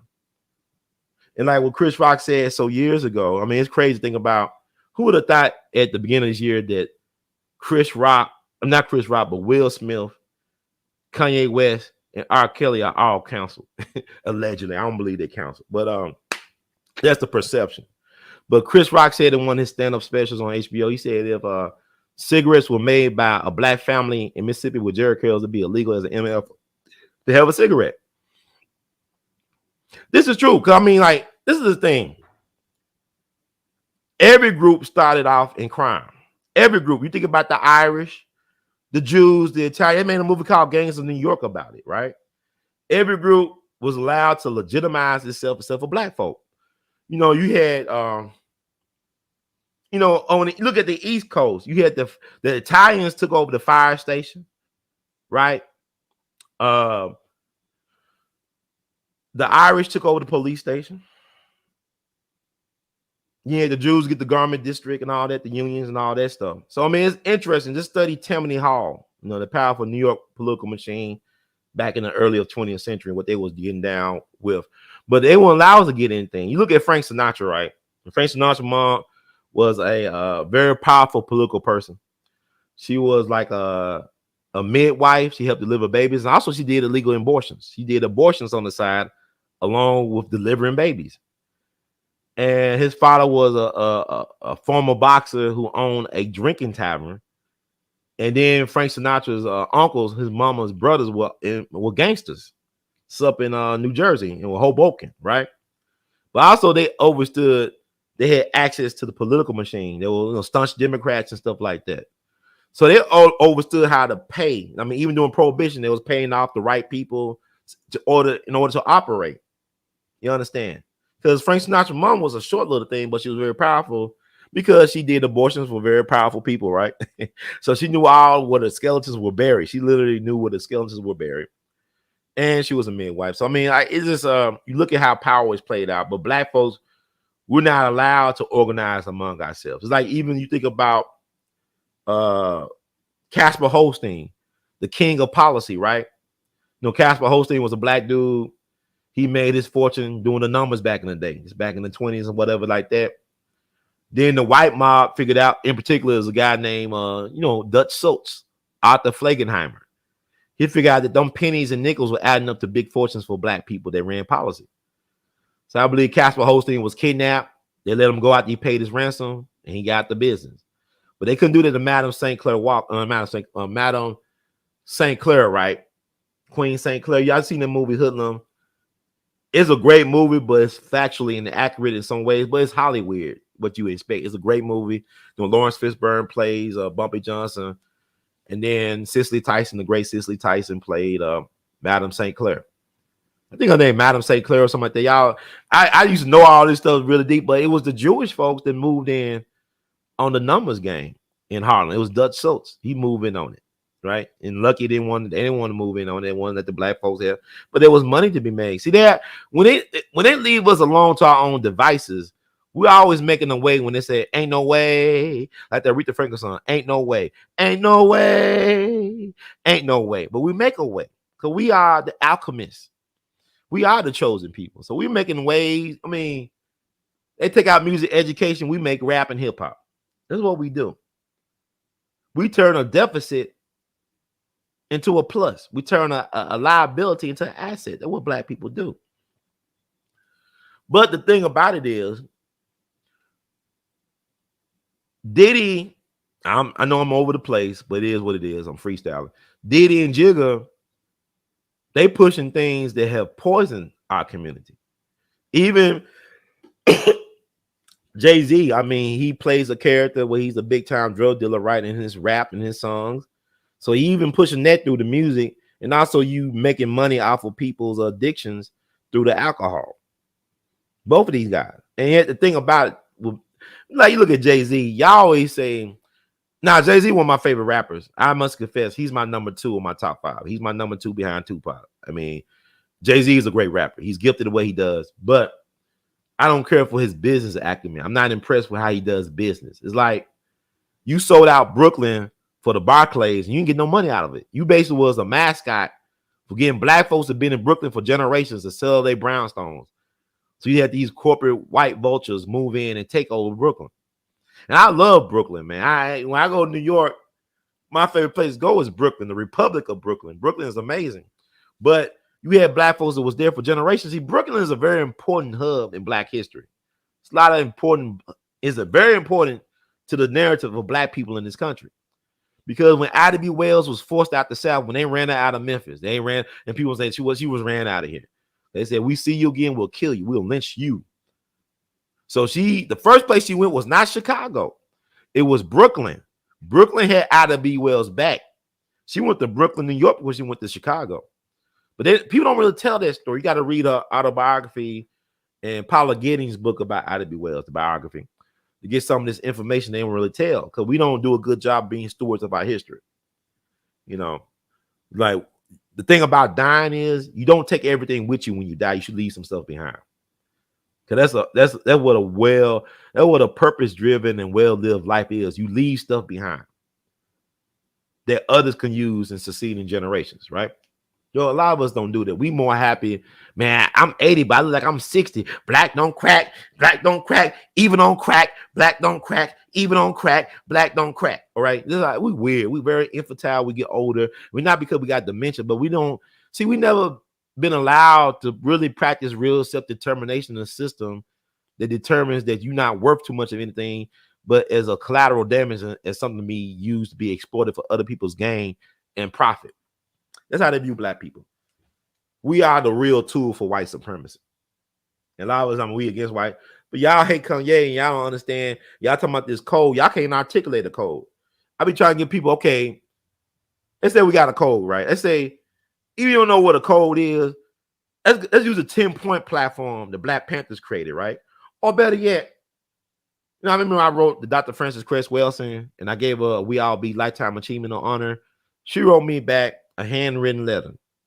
And also she provided her code on how black folks should conduct business, how we should treat each other and all that stuff. And there's a lot of folks, they say they follow Dr. Welsing, but they don't follow her code. Or even Tupac did something with his stepfather, Dr. Mutulu Shakur. Free Dr. Mutulu Shakur. He's dying of cancer right now as we speak. And he supposed to been out 5 years ago. And they did a Thug Life code. Because y'all keep on, I remember when Tupac died, right? And you look at BT, you look at Janet Jackson and Tavis Smiley, they calling Tupac, he was just a thug. You know, and Russell Simmons, and I shout out to Russell Simmons, because he always coming through. He's on code. Russell called Tavis Smiley out, called him basically a sellout and an Uncle Tom. He told Tavis Smiley that. And then when Tavis had Russell on, I ain't gonna never forget this. Tavis had Russell on again. They did the interview. Nothing wasn't mentioned about him calling him out on Tupac. And then at the end, Tavis, you know how Tavis was. Tavis be all that, I don't know, stammering, all that stuff he was doing. Maybe he had a speech impediment, but he said, brother, I just want you to I want you to apologize to me for calling me out, for saying no things about me, brother. You don't really know me like that. And then Russell defended, he didn't apologize. He defended his point of view, and that was that. And it probably helped Tavis along the way, because you see how he was vilified when he critiqued Obama. And Tavis was correct about his assessment about Obama. Y'all made it about what he's mad that he didn't show up at the State of Black America, because that was our Super Bowl. I used to use the State of Black Union. I used to love looking at State of Black Union. Like, to me, that was better than looking at the Super Bowl. Yeah, Baba Dick Gregory on there, Mr. Farrakhan. You know, these folks can talk. You ask them one question, they'll talk about 2 hours straight. Dr. Cornel West. But he was pissed that Obama could not make it because Obama was campaigning the first time around. And I think he offered Michelle to be there, but Tavis wanted the presidential candidate to show up. So yeah, I mean, he's human. I'm sure he was perturbed about that because he got mad about the Tupac thing that Russell Simmons called him out on. But don't throw the baby out with the bathwater. He was correct in trying to hold Obama accountable and trying to advocate for black folks. But instead, Obama chose Reverend Slickback, Reverend Slickback Sharpton to be his advisor on black people. So this is why we got what we got. Because instead of listening to critical voices, unpopular voices, like even Tom Joyner was mad at Tavis, and Tavis had a platform on the Tom Joyner show, but Tavis was correct in calling out the president or the future elect president, and a lot of black folks didn't like that. And so all we got is symbolism over substance when it came to our needs and wants. But then Obama delivered for the alphabet community. I mean, he's the first gay president, right? I mean, he came through for them. He said, well, I thought about it. First, I was against it, then I'm for it. Let's go, rainbow. Let's go, rainbow. Right? That happened. Now, I'm going to bring it down a little bit. So, with that said, I'm charging us to be more acute and aware. Instead of us running around, rally this and rally that, get into them books. Speak to some of the elders, not the olders. There's some good people out there that are elders, real elders that's trying to help black folk. You know what I'm saying? Brothers like Mukasa Ricks down in the ATL. That was Stokely Carmichael's, Kwame Torre's right-hand man. Brother Mukasa Ricks, he's in pictures with Dr. King and Stokely. They laughing, walking down, completing the march against fear that James Meredith was trying to do. He got shot. So they completed it for James Meredith and for our people. And he was the cat that put the slogan Black Power in Stokely's ear. So Stokely did a powerful speech down in Greenwood, Mississippi, and he mentioned the Black Power, and the rest is history. But that was his right-hand man. If he's Jordan, Kwame Torre, that's Scottie Pippen for him. That's his wingman. But he told me in his home several years ago, he said, Ron, we didn't care about the vote. We didn't. We were trying to bring attention to black folks catching hell down here. Our goal was to bring attention to our people catching hell. We was using the white media to do that, to get the message out. Because really the success of the movement was having the white media amplify what was going on, the black people, the fire hoses and the dogs and all that stuff. If the media wasn't there, a lot of America and a lot of the world would never knew a lot of these hells that black folks were catching. And we was catching that hell for generations and decades, right? It's like when the Mississippi River drying up, you're going to see all the bones in the valley. There's a lot of black folks that was catfish food in that river. If the Mississippi River could tell the tales, because he holds so many secrets. So this is a blessing to me in disguise. That now, Brother Ron said there was a massacre, and then they found the bodies of the people that were massacred during the Lane race massacre. They found parts of bodies. You know, there's so many stories. If these rivers and waterways and lakes can talk about the hell that our people caught. But it's New World water time. But what I'm saying with Jay-Z and P. Diddy, they're following the blueprint that the Jews that came before got in. I talked about Joe Glacier. Hell, you think about Michael Jackson. Michael Jackson said the same thing Kanye West said. He had Reverend Slickback next to him. And you saw Reverend Al. Look at that. I think it was at the Apollo, like almost 20 years ago. Michael Jackson was talking about how they were exploiting black artists. You know, this is Michael Jackson that owned Hell for the Sunny ATV catalog, which include the Beatles publishing and Elvis and Eminem, along with Little Richard and all them guys. He had Little Richard his stuff back, but he was talking about how Tommy Mottola is a gangster. And then soon Al started talking about, soon as Michael started talking the truth, you see how Al kind of backed away, like he waiting for somebody. Like what the Reverend Billy Kyle said, I got the way so they can get a better shot, a clearer shot. I ain't laughing at that, but Reverend Cal kept on saying that throughout the years. I got the way so they get a better shot. Like Al was waiting for somebody to do it, get your hands on my pocket moment on Michael. And that eventually got Michael because y'all really do believe y'all think that Conrad Murray doctor killed Michael. Why you gonna kill the goose that laid the golden egg? Michael Jackson was helping him pay his child support. Why I'm gonna kill somebody that's helping me get tens of thousands of dollars to pay my child support, keep me out of drama, out of court, out of prison. So now it don't make any sense. But even the tour name, This Is It. They should let y'all know they put they took out a big insurance policy on Michael.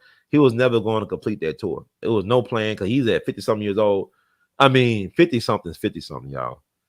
You know, I saw that documentary with Dr. J could still dunk out to 60, but it's still like, you know, he gonna pay for that later. You know what I'm saying? But Michael is the GOAT. But Michael was telling the truth. And they like he was wacko jacko. Anybody that they I want y'all to understand this. Anytime they go out their way to make somebody look crazy, they're not really that crazy. Anytime they go out their way to make somebody look crazy, because really, if you're really crazy, you don't need no help to look crazy. Now we all kind of, I said Dr. King said human salvation lies in the hands of the crazy maladjusted. We all kind of a little off and quirky because you can't be on all the time because it's the environment that we live in. But truth needs no sponsors. Real truth needs no sponsors, need no co-signers. It is what it is. See, we are in the it is what it is right now moment, So also, and I stand by the fact that Kyrie, Irving, and Kanye are the Muhammad Ali's of this time. And Muhammad Ali was not appreciated in his prime. You had black and white folks that hated Muhammad Ali for taking the stand. And decades later, it came around. So there's a couple of things before I get out of here. And if you like what you're hearing from brother, I think everybody who's listening, who's spreading the word, and who donated, who will donate in the future, and also donated in the chat section, and also hit their cash out R2C2H2. Hit the cash. I thank you, brother Howard. We love you, Medley. It came in just in time, and man. And I see Chicago. I see you. Reach out to some of y'all over here. But you need to support what this is the stuff. If you like the content that I'm doing, because I'm fighting battles behind the scenes, I have no idea. It's spiritual warfare for real. Support what I'm doing so I can be encouraged to keep on coming on here instead of looking driving Uber, and when I could be on here talking to y'all about this information. So let me see. I'm gonna change it up a little. Now I'm gonna look for something right quick. I want to quote this because and I would suggest that everybody that film that Kyrie Irving spoke about, we all should watch it. We all should watch that movie because I think it's worth watching because it's another movie I always tell people to watch. It's hard to watch. It's called Goodbye Uncle Tom or Farewell Uncle Tom. It came out in the 70s. It's about what the hell that black folks went through in America, and it's based on primary sources like newspaper articles, like journals, and like other stuff. Like it talks about a lot of things that they try to sweep under the rug. And I mean, it's so much information. Look at the director's cut. It's hard to look at. I ain't gonna lie to you. It's hard to look at. It is hard to look at. But I'm trying to find the Charleston thing. Mm-hmm. Uh-huh. Trying to look for a read by Charleston, South Carolina, because almost 40% of the Africans that came through America came through Charleston Harbor. I know a lot of y'all don't believe that no black folks ever came from Africa into America, but I believe that we was here too, but also we had some folks come from across the pond. Let's be real about it. Let me see. Like I talk about, okay, you get a lot of Jewish folks that benefited from the slave trade. You look at the Charleston Jewish Historical Society, they talk about it. The biggest slave owner in Charleston was a Jewish guy. In South Carolina, the biggest slave owner in South Carolina was a Jewish guy that was known for treating his slaves horribly. I was trying to look at this stuff up. I ain't have a chance to look up everything because I wanted to go live. I was in the mood, man. I said, let me just spirit moves you, get it done. Let me look it up.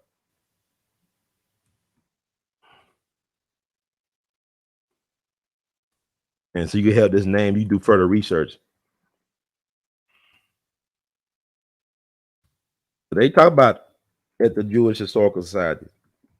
Like when Nation of Islam made that book, The Secret Relationship of between blacks and Jews, something like that.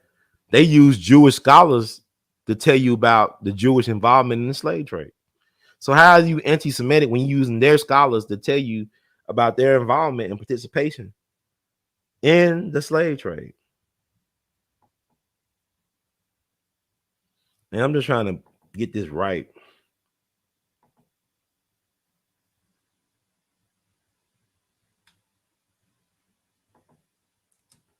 I get the right name. And bear with me, because I'll be done for the end of the hour. And there's so much stuff to talk about still.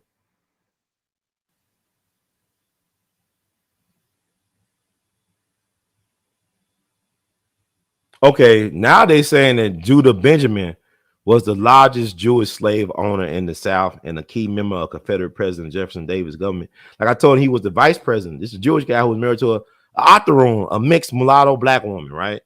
And he was the biggest slave owner in the South, and he was a U.S. senator from Louisiana before the Civil War. I'm done trying to look up some names.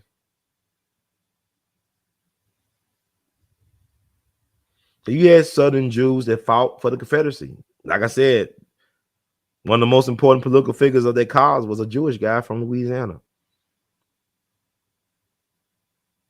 I'm just trying to find a name.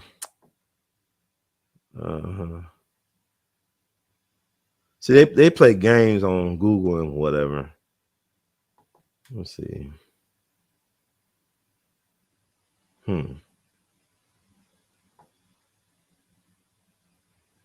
Okay.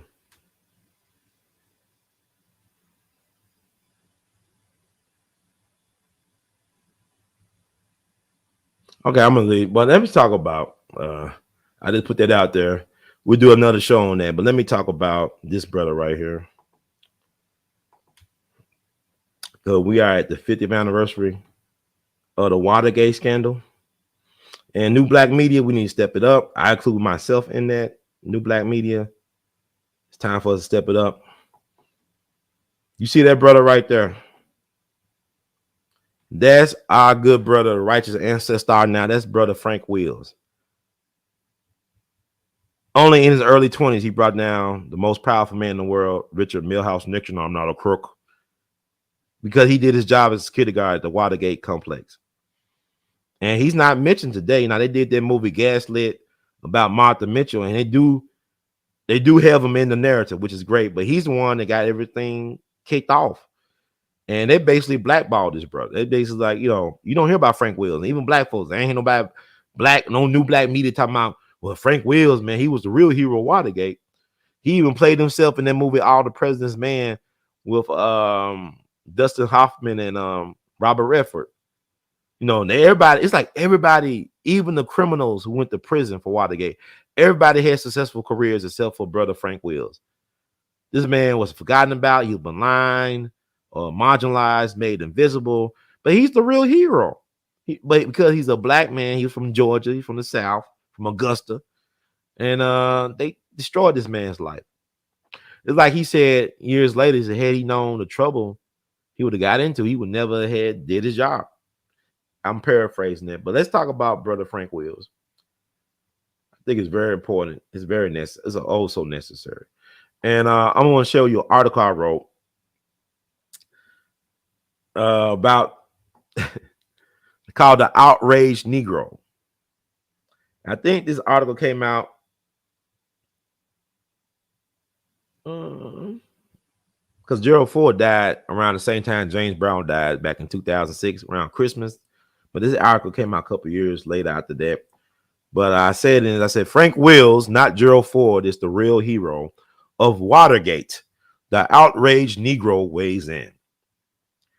Why is it that even the most mediocre or mundane of white folks get celebrated for doing a decent job, while the most exceptional people of color, black males in particular, seem to be maligned and in many cases go unrecognized, underappreciated, and in some cases even insane? Buddy Bolden and Josh Gibson comes to mind for their just due. Can anyone say Buck O'Neil, who was denied getting into the Baseball Hall of Fame by one vote while alive, but yet was awarded the Presidential Medal of Freedom posthumously 2 months too late? And they finally got Buck O'Neil into the Baseball Hall of Fame this year, I believe. This article is from way back. President Gerald Ford just happened to take advantage of a Forrest Gump situation when he found himself president some 30 plus years ago. And do you know why President Ford was able to become president? It was not because of the filthy rich news people known as Woodward and Bernstein, or because J. Edgar Hoover's deep throat specialist wouldn't swallow. It was actually because of Frank Wills, a black man who was doing his job as a security guard at the Watergate complex. He spotted tape on the door that was supposed to be secured several times while he was making his rounds. Sensing something wasn't right, he had the presence of mind to alert the Washington, D.C. police. If that man hadn't done that then, Nixon wouldn't have been forced to resign, meaning there wouldn't be no state funeral for the English muffin president known as Gerald Ford, because he wouldn't have been promoted nor voted to the presidency. How was Frank Wills awarded for his courageous act, you asked?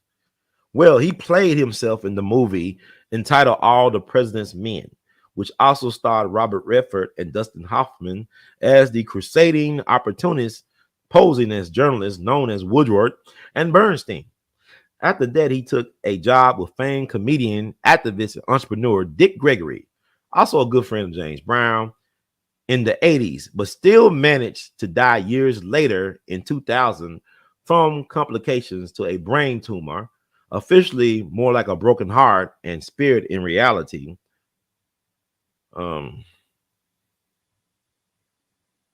Without a penny to his name in Augusta, Georgia.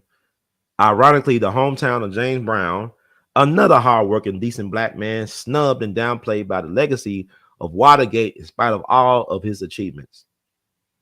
To add further insult to injury, he was convicted of stealing a $13 pair of tennis shoes in 1983 and served 1 year in jail.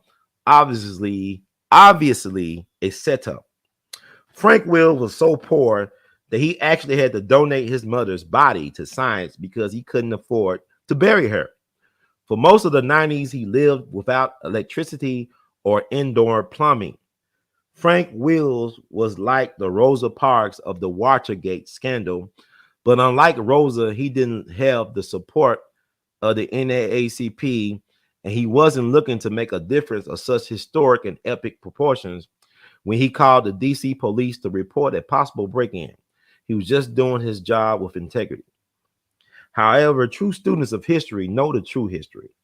Know that true history isn't made by one great person doing all the work, but by ordinary groups of people taking advantage of extraordinary opportunities. Even Jesus needed help in spreading his message. Disciples, Romans, Jews, and Mel Gibson, anyone?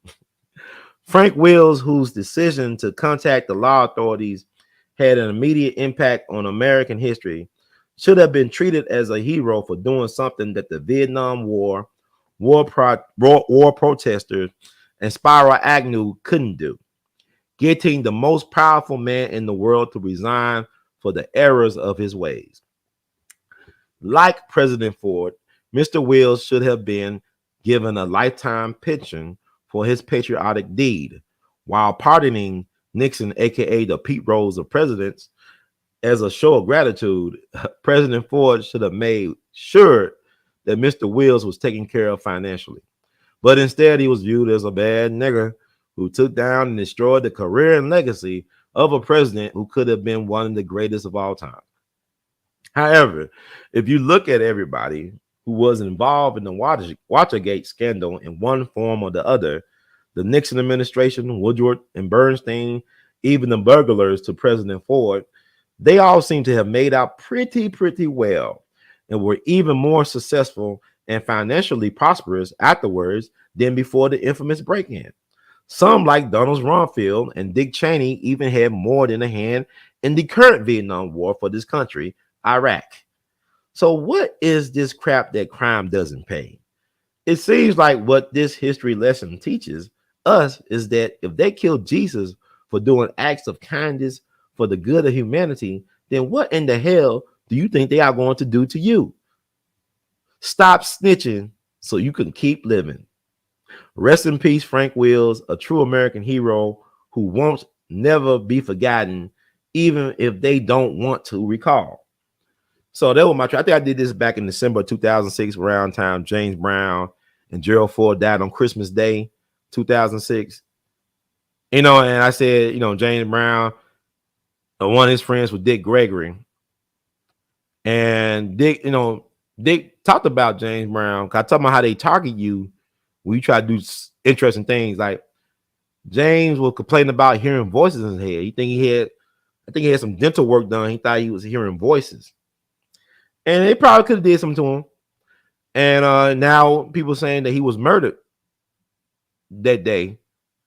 And his son-in-law claimed he was murdered, and they killed the son-in-law in his driveway. And the son-in-law, they did an article some years ago. I posted it some years ago, not that long ago, but James Brown's son-in-law was claiming that his father-in-law was murdered. Next thing you know, he was murdered. This is around the time I think CNN was saying that the case about James Brown cause of death was being reopened. I don't know what came with that. Nobody dies a natural death in show business, like my friend Jigga, the late great Emerson Abel Jr. used to tell me all the time. And he worked at Stacks and he would know. But I want to remember Frank Wills. I think he was just 24, 23-year-old guy from Georgia whose life was changed forever. He was a sacrifice for the truth. He did his job. And he was no billionaire. He was no millionaire. He was no thousandaire. He just did his job, and he paid the price for just doing his job.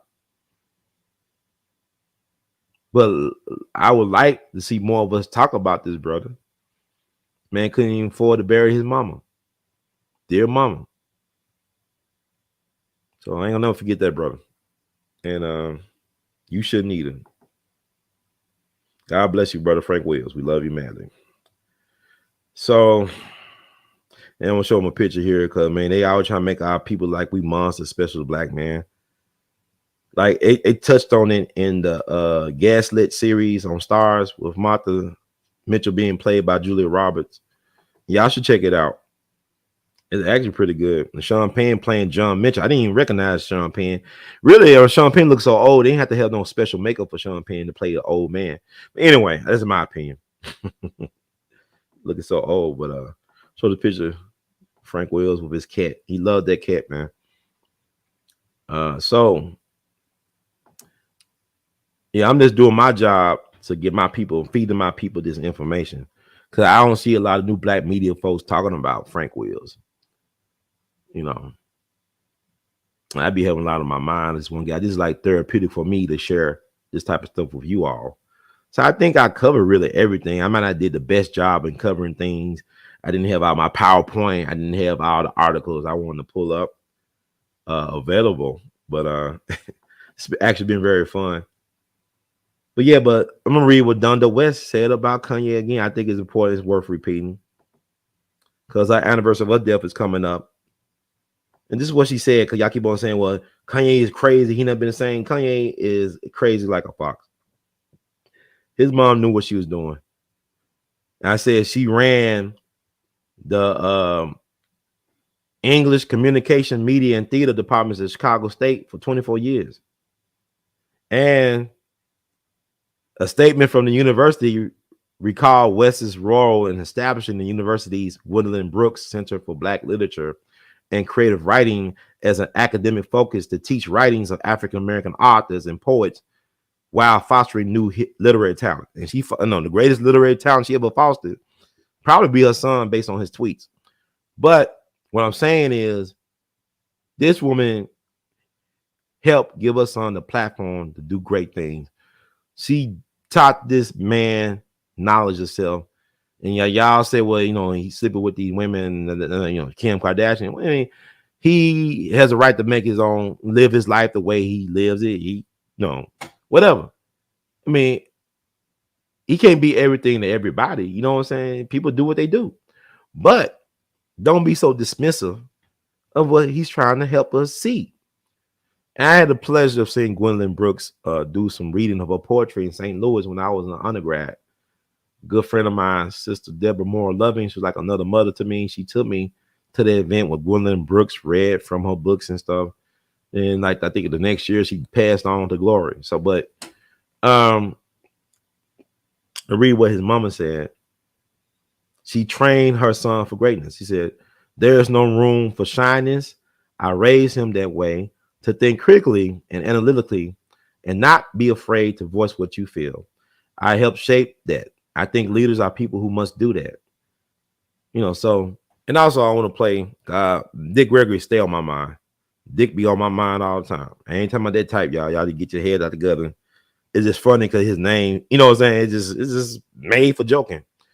But great man, nonetheless. And I just want to play a couple of things. I talked about Jay-Z.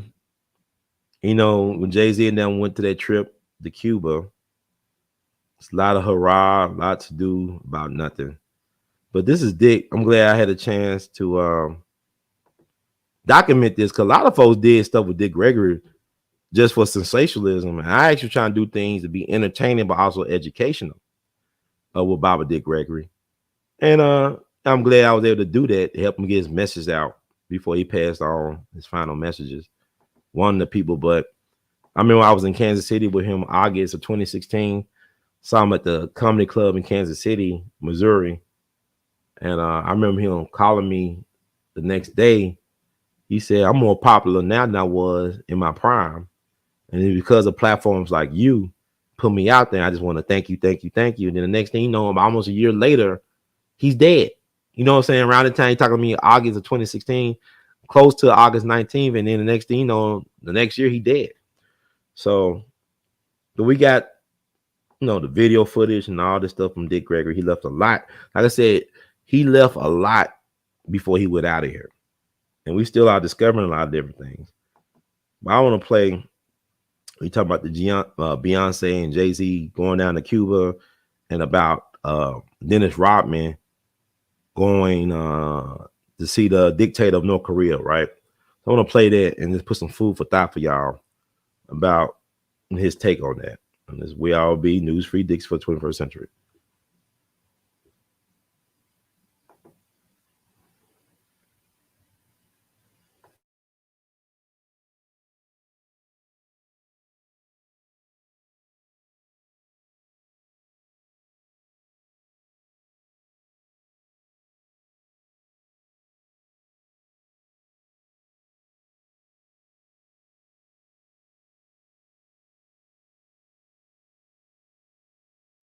It's like that old tramp dog over there in Cuba. Oh, but wait a minute. Do you realize 78% of Cubans is blacker than midnight? But you don't see none of them in this boy's cabinet. You don't see nobody with no authority or power. Who is Castro? I mean, who is Castro? And so when you stop and think, it's like everybody hollering and screaming about JD and his lady went over there first. Are you aware how close Jay-Z is to the President of the United States? I mean, I don't have any idea. It's like he's pretty close. He can go in and out anytime he wants. Okay.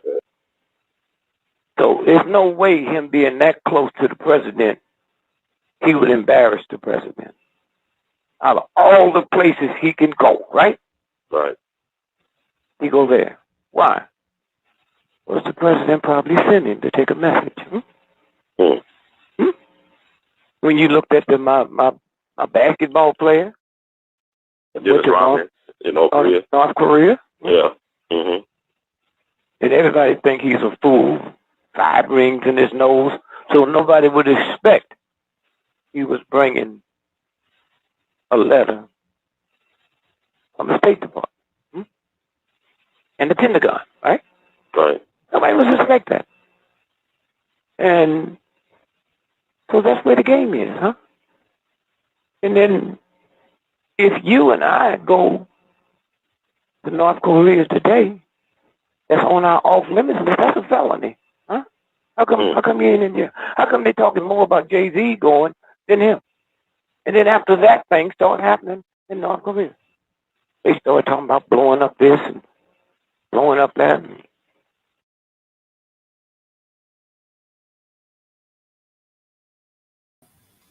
And that was Baba from the grave. Baba D. Gregory is Halloween Eve. So, righteous ancestors, NG never dies. Now, also, I want to play something we talked about. This is like we're dealing with weaponized celebrities, right? Yeah, y'all don't understand. You remember Malcolm? You can see this on YouTube still. I think when he did a UC Berkeley interview, he talking about court justice and whatnot like that. Things like that. Wait, man. Very nice. Let's get right into it. 5 important topics. Let's see. Mike, we're gonna start with you. You have strong feelings. Just try to. I got stuff going on. Let's see. All right, I had some stuff going on, but you talking about like these entertainers being court jesters. Like he talking about how is that black people are on a group of people that think that their leaders should be baseball players and trumpet players and jugglers and singers and comedians and stuff like that. And I don't think Malcolm saw Ronald Reagan coming. He was a B movie actor. Malcolm at that time. And Malcolm, and people try to say, well, Malcolm said this and that. But Malcolm type of dude, he'll say something. And then once he found out more information, he will correct himself. He will say, I'm sorry, I didn't know all the other details. Thank you for putting this in context. That's the type of man he was. He was an honest guy. And so you think about how we look at these people. Like, celebrities are used to pass along messages to world leaders and stuff like that. A lot of these people have background in at intelligence agencies and things of that nature. You talk about predictive programming in these TV shows and movies. A lot of these folks have backgrounds in government work. But anyway, I also want to play this thing where Baba Dick Gregory talks about Jay-Z responding to Harry Belafonte. They had a little beef. And I'll just play this. I think it's important. Yeah, I'm gonna close it out. This is We All Be News Free Dixie for the 21st century. We all be News Free Dixie for the 21st century. Okay.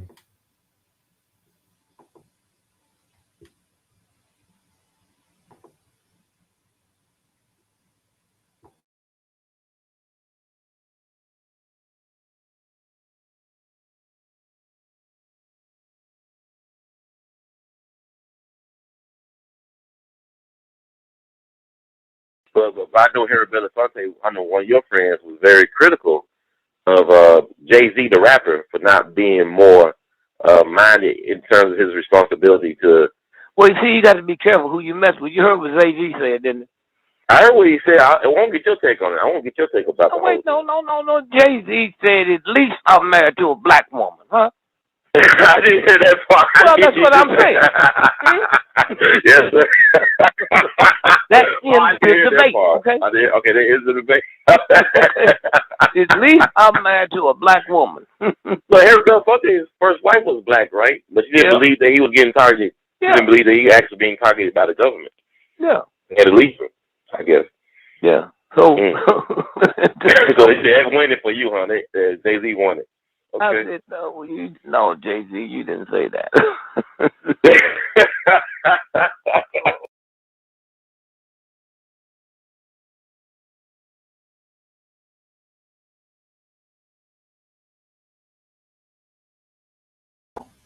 Yeah, Harry Belafonte was married to a black woman at first, but he ended up getting divorced. I think she didn't take what he was saying seriously in terms of him being targeted by the government and stuff like that. She wasn't on the same page as Harry, and he let her go and got with a white girl.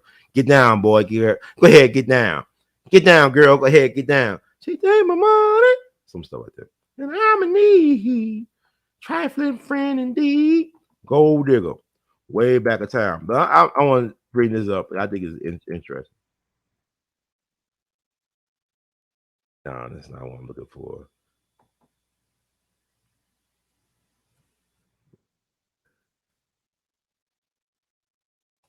Okay.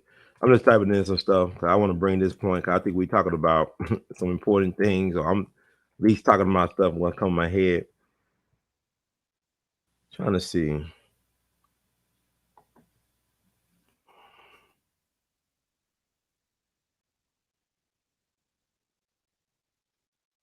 type in Harry Belafonte's manager, A. Richard Kennedy, who was an author, screenwriter, composer, publisher, FBI spy, record executive. And Harry Belafonte's business manager in the 60s. He worked for Frank Sinatra. And in the 70s, he left entertainment and started a psychotherapy clinic called the Center for Human Problems and was accused of practicing psychotherapy without a license in a cultish environment. So his real name was Samuel Richard Solomonic. Samuel Richard Solomonic. So that sounds like he was Jewish, right? This is Harry Belafonte's manager back in the day in the 60s, who was a government agent. And also he was the boyfriend of Elaine Brown, the Black Panther Elaine Brown. That was her handler, J. Richard Kennedy. Take a look, it's all online. So he was born Samuel Richard Solomonic in the East Bronx, New York in 1911. Raised in the Bronx, he was the son of Isidore Solomonic and Erna E. Solomonic. Okay. And his business partner was Stanley Levinson. Who was Stanley Levinson, y'all? He was an American businessman and lawyer who became a lifelong activist in progressive causes. He is best known as an advisor to and close friend of Dr. Martin Luther King Jr., for whom he helped write speeches, raise funds, and organize events. So this is another Jewish person. But let me say again, Stanley David Levinson, sunrise May 2nd, 1912, sunset September 12th, 1979, was an American businessman and lawyer who became a lifelong activist in progressive causes. He is best known as an advisor to and close friend of Dr. Martin Luther King Jr., for whom he helped write speeches, raise funds, and organize events. So this is Dr. King's lawyer, right? The guy that's putting that battery in his back, allegedly. And he was business partner with who? J. Richard Kennedy, another Jew guy, who was also a government agent who helped train Elaine Brown. So he's involved in psychotherapy. So he's involved in MK Ultra stuff, mind control, MK Ultra sex kitten stuff. Maybe Elaine Brown was there. She talked about this guy in her book, A Taste of Power, her autobiography. She acknowledged J. Richard Kennedy's influence over her life. And I believe Elaine Brown was an inspiring singer. She got a decent voice back in the time. I think she was signed to Motown at one point. So you're dealing with weaponized celebrity, you're dealing with MK sex kitten stuff. I mean, it's just deep, y'all. I just want to make a point. So if I tell you the truth about Harry Belafonte's business manager, and then Dr. King's advisor and friend and colleague and supporter, and they Jewish, that made me anti-Semitic because I told the truth about who they were and their religion and all that stuff. So I guess telling the truth about stuff like that makes me anti-Semitic. But I didn't even write this stuff. You know, they did an amazing show that's on YouTube still that Harry Belafonte's manager at the time, J. Richard Kennedy, produced for television. This was after the historic March on Washington in 1963. So you had Harry Belafonte, I think Sidney Poitier, I think Charleston Heston, Paul Newman, Marlon Brando. You had the who's who. I believe they had James Baldwin. I don't know. But you had a lot of elite people talking about the effects of the March on Washington. And it's on YouTube. It still should be on YouTube. But J. Richard Kennedy, Harry Belafonte's manager, actually produced that show. And I think it's about 30 minutes long. They actually showed this on TV. Let me see if I can find it. And then I'm gonna have to say good night and thank you all for supporting me and for hanging out with your friend, brother Ron. About to make the lights go low, but I had to be on show. I just needed to do the show tonight. I think some YouTubers upload this video.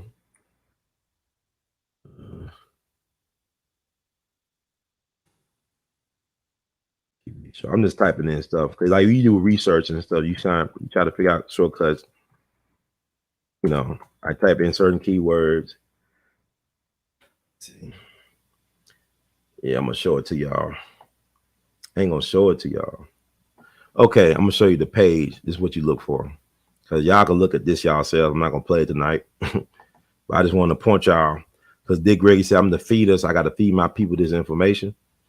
This is what it's called. I'm not sure the audio. But it's the Hollywood Roundtable featuring James Baldwin, Harry Belafonte, Sidney Poitier, Charleston Heston, Marlon Brando, some heavy hitters, man. This is right after the March on Washington. They did this about 30 minutes long. Y'all need to check it out. Take a look. It's on YouTube. Take a listen. And this stuff is powerful, man. It's like they filmed this yesterday. But this is what y'all talking about. Well, these celebrities and stuff, like, Marlon Brando put a lot of money behind the Black Panther Party. Jane Fonda raised a lot of money for the Black Panther Party. This is an Oscar-winning James Fonda. This is Oscar winner Marlon Brando. He spoke at Bobby Hutton's funeral. There's footage of Marlon Brando speaking in Bobby Hutton's funeral. The Black Panther, they got killed by the police like a day or two after Dr. King. I think it was a day or two. And don't crucify me, y'all. Don't say, well, Brother Ron, you got the date wrong, so you invalidate everything you was saying on this podcast. No, I just want y'all to encourage y'all to take a look. I might know the exact date, but maybe I want y'all to research that for yourselves. And we do know that it was a Japanese American that was one of the co-founders of the Black Panther Party for Self-Defense. He was an FBI informant and an agent provocateur.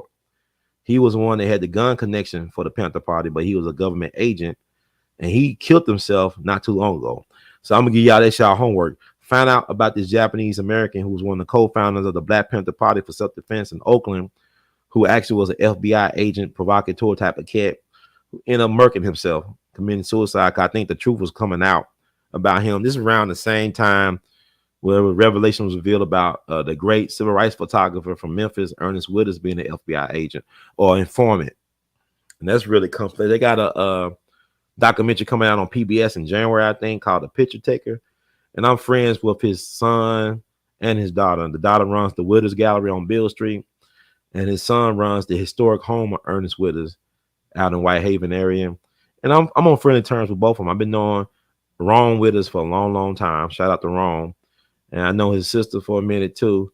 They good people, but they they got their own ways of honoring their father, and I respected both sides. But yeah, check that out. But J. Richard Kennedy, Harry Belafonte's manager, organized that TV show, and he was a government agent, MK Ultra type stuff, and he helped train Elaine Brown. And people say, "Oh man, Ron, you just putting out here." No, Elaine Brown talked about her relationship with J. Richard Kennedy in her book, A Taste of Power, her autobiography.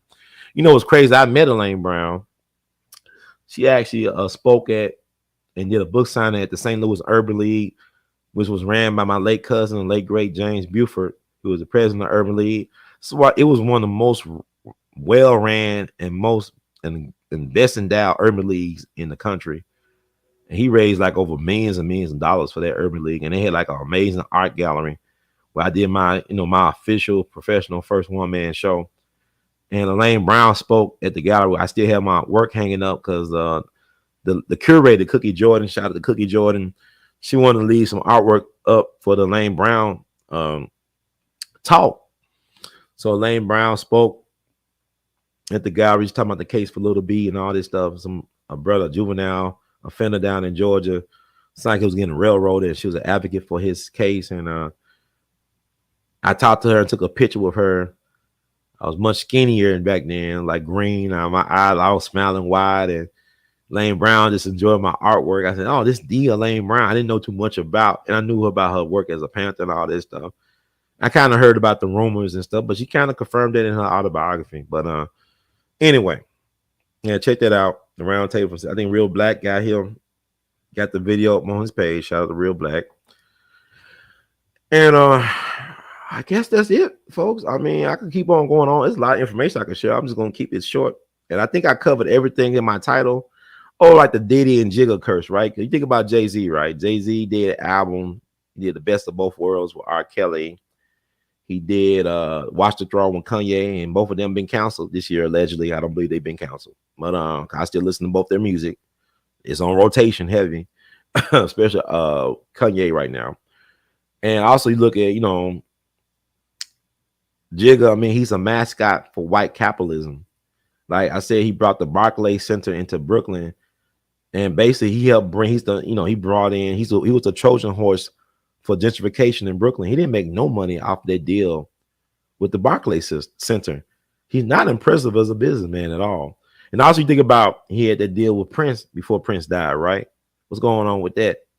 Then you look at Diddy, and the Diddy curse is real. But you think about, he had that event, that AIDS fundraiser at City College, and like 9 black folks got killed, 9 people got killed.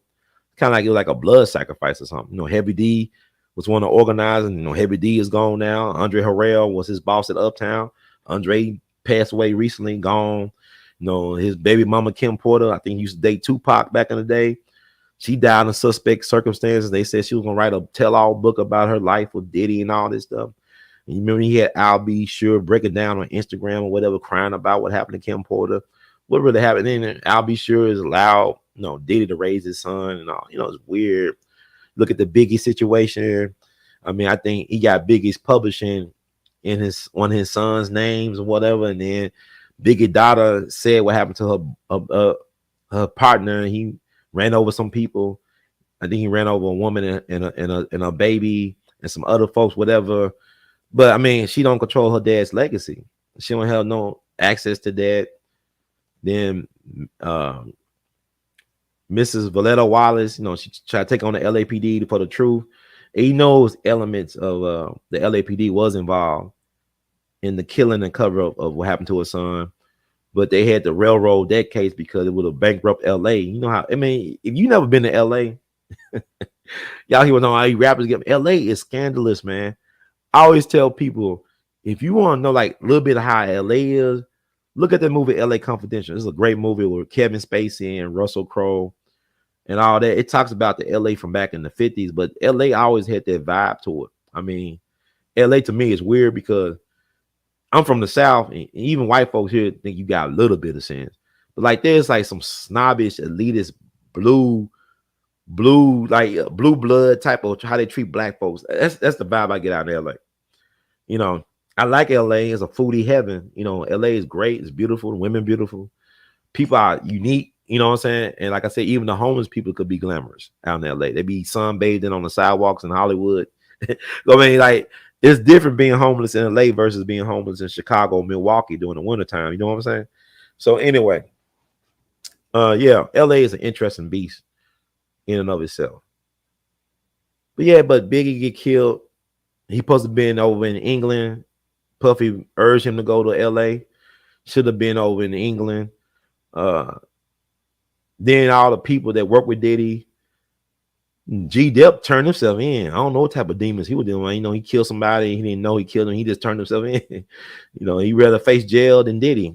Prison. You think about people changing their religion, finding God. Mace, murder Mace. Mace to me, he's the blueprint for Drake and some other cats. Mace led them, showed them the light. He helped save Bad Boy when they lost Biggie. Mace wrote rhymes and lyrics from P. Diddy, from my understanding, but yeah, he don't have control of his publishing. He said Puffy owed him $3 million at least. Think about Loon. I need a girl. Like he said, I need God. I don't need a girl. I need Allah. So Loon became a Muslim. Then you look at what happened to Shine. Diddy basically threw Shine to the wolves. Then you think about what happened to Big Wolf, his bodyguard, longtime Diddy loyalist. What happened to him? The BMF thing where him and Big Meech dusted up down in Atlanta. Then Wolf and his partner got killed. Suspect. You even think about Suge's best friend getting killed at the Jermaine Dupri's birthday party, which led really to the, what went on with the East Coast, so-called East Coast, West Coast thing.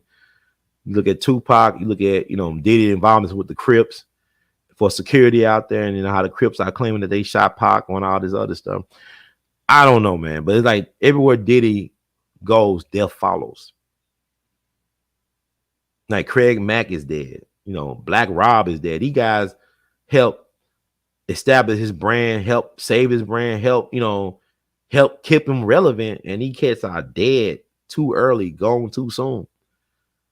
So I think a former Bad Boy employee, he wrote a book about his experiences at Bad Boy. I started to read it. I haven't finished it, but it's a hell of a read. And I don't, the people, y'all know who the guy I'm talking about. He worked on a production team at Bad Boy. He wrote a tell-all book about his experiences at Bad Boy. But I'm saying you making a deal with the devils, you know, and look who trained Diddy. He had Andre Harrell. He no longer here, but Clyde Davis is still here. Think about how many people Clyde Davis worked with. They no longer here. Think about Whitney Houston. He still has his pre-Grammy party when Whitney Houston was laying dead ass naked in her suite at the Beverly Hills Hotel above his pre-Grammy party. Even Shaka Khan said, I can't do this. So it was Shaka Khan that told the truth about how Whitney was really addicted by her brother. You know what I'm saying? It wasn't Bobby Brown. She turned Bobby Brown out on stuff. Because the way Whitney was marketed, you think she was an all-American, you know, like she was from the hood. You know, and her mom, Sissy Houston, used to sing for Elvis Presley. And I still got to do the show about Elvis Presley and his relationship with black musicians because there's a lot of misinformation about that. And I'm from Memphis, and my mom and them, they love Elvis. I mean, you know, Eddie Murphy, that was his biggest hero, Elvis Presley. So he like to suppress things. And we also could be fair about it. We talk about Otis Blackwell and other people, Big Mama Thornton, but it's very complex. But I want to do a podcast about it. I want to do it in the Jimmy Lunch for Jim Reef Festival week, but I've been busy, man. I've been like all over the place, but I've been on the scene. Black grassroots do matter. But I think I talk about enough because you know Jigga. Think about Jay-Z. You know, it got R. Kelly. He was able to be relatable to R. Kelly because allegedly, you know, Jay-Z got with Aaliyah too, and allegedly he got with Foxy Brown. I believe Foxy Brown allegedly said that Jay-Z was messing with her while she was underage. So I mean, you know, birds of a feather. You know what I'm saying? So, but why is Jigga Teflon Don? Why they can't touch Jay-Z, or is he next on the menu? You look at Delonte West. Been having problems ever since he messed with LeBron's mom, allegedly, when they was teammates, allegedly. I don't know if it's true, but look at how they doing Delonte West. What's going on? Is he a targeted individual? See, these are topics for another day, but I just want to make y'all think because I'm a thought provocateur. So I'm just 2 hours and gone. But let's look into all of the Diddy curse. You can Google up the Diddy curse. But is Jigga curse too? Is that a Jigga curse? But anyway, thank y'all for bearing witness to me. Let me say, and thank y'all who all donated in the chat about because sometimes I miss people's names. Like I said, I'm not really focused on the chat. You got the moderators. Thank to the moderators if you showed up. Thank y'all. We love you, Matt Lee. Thank for all the patient listeners. I know I'll be all over the place, but I come to a conclusion eventually. And it's been crazy, man. But if you love the words from Brother Herb, while you still can, subscribe to the YouTube channel, We All Be TV. Could Cash App your support, $ R2C2H2. That's Cash App R2C2H2 because it's the first of the month. I need some rent money. Come on. It's the first of the month. Almost the first of the month, but I wouldn't say that. And we're not against rap. We're not against rappers, but we are against those.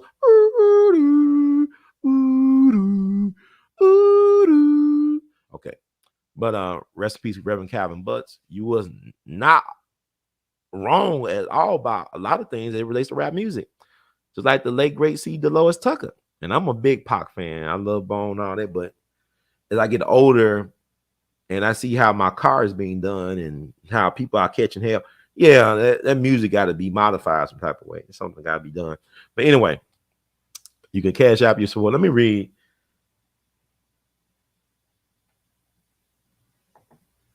LA is too big to be put in a box. No, stereotypes are based on truth, though. I went out to LA and like I went to Watts and I saw the Watts Tower. When that sun was going down, I got my ass out of Watts. LA is big. And that's why it takes like 30 minutes to an hour and a half to get everywhere or anywhere in LA.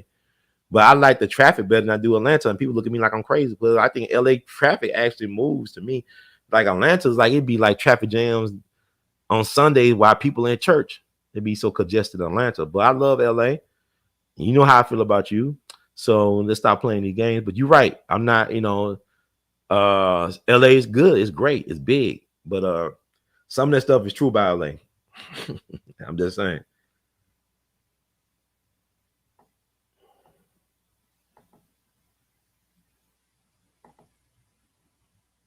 Okay, I'm just looking through the chat, y'all. Trying to get y'all do. Thank you so much, Screen Recording God. We appreciate you, Brother Ron. Brother Ron Brown. Whoa, don't put that on me, man. You put Ron Brown, brother Ron Hurd, and breast that ancestor Ron Brown, because you know what got him was, I hate when people do those movie things. Like Ron Brown was the Secretary of Commerce for Bill Clinton, and he was about to face some jail time because he basically was Bill Clinton's, I guess, alleged bag man for China. All this stuff about the Clinton's administration relationship with China, how they was getting the money, the payoffs. They came out when Al Gore was running for president back in 2000. All that came out then, but Ron Brown was Bill Clinton's bag man, and he got caught in a situation where him and his son was facing prison time. And I think Ron Brown went to Bill Clinton at the White House in the Oval Office and basically threatened Bill Clinton, say, if you don't protect my son, I'm going to expose you. I'm going to expose my connection to you in dealing with China. Next thing you know, he was on an airplane that was supposed to be for Hillary Clinton. They gave it to him at the last minute and it crashed. Now, it was people that survived the airplane crash. It was like one of the what's her name? Airline stewardess. She survived and she was going to make it. And then when she got airlifted to the hospital, on the way to the hospital, they broke her neck or something happened where her neck got broken because she was about to pull out. Then the air traffic controller, the guy on the ground, he saw a lot of things he shouldn't have saw. They killed him too. And then they act like the weather was bad. Now it did a lot, but like it was Dick Gregory, the forensic people that did the autopsy for Ron Brown. They reached out to Dick Gregory, provided him with the photos. They showed what appears to be a bullet hole in Ron Brown's head. And right before all that was about to come to head, then the Monica Lewinsky thing happened. And people forgot about Ron Brown, but they got a footage of Bill Clinton at Ron Brown's funeral laughing. And then when he saw that the cameras were on him, he stopped laughing, which is interesting. So now I'm not Ron Brown. God bless him, and never forget what they did to Ron Brown. Yeah, because like you look at it, I think about Diddy now. Because Kanye talked about how Kim, he didn't know that Kim had a close relationship with the Clintons. Look at the Clintons' body count. You know what I'm saying? People connected to the Clintons, they all end up dead mysteriously. Kind of remind me of Diddy. You know what I'm saying? And he said, vote or die, right? Vote or die. We'll kill you. Because you're nobody till somebody kills you. That's a lot I can talk about the Clinton thing. I ain't going to talk about it right now. Now, you good. I'll just, what you did, you provided a teaching moment for me to talk about Ron Brown, because a lot of times this so-called new black media, they don't really try to educate. It'd be more about sensationalism and gossip and BS. But you gave me a chance to talk about Ron Brown. And Ron Brown was like one of the first Pepsi advertisements geared toward black people. When he was a child, he was putting in a Pepsi advertisement that was geared towards black people. And the guy that put him in the Pepsi advertisement geared towards black people was the brother-in-law of the one and only Dr. T.M. Howard. He was the brother-in-law of Dr. T.M. Howard, the wealthiest black man in Mississippi, who trained Medgar Evers and his brother Charles and Fannie Lou Hamer, leader of the Regional Council of Negro Leadership, and the guy who put up the money to investigate what happened to Emmett Till. He's the reason why we know a lot about what happened to Emmett Till, because he had the courage to put up the money, and he was the one where Mammy Till stayed at his home in Mountain Bayou in his mansion with round-the-clock security protection. Dr. Howard was no joke. But anyway,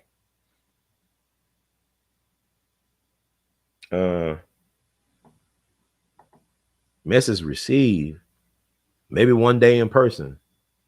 To live in, love in L.A. It's the place to be. Got to be there to know it.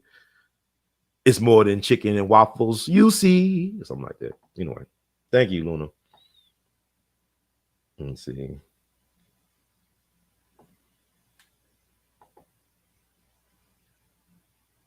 Yeah, but you got to think about it, because if J. Richard Kennedy was her boyfriend and he discovered her and then molded her, guess what? She's got to be a government agent. And she talked about it in her book, so I'm not going to be facing no lawsuits. She talked about it in A Taste of Power. It wasn't me. It wasn't me.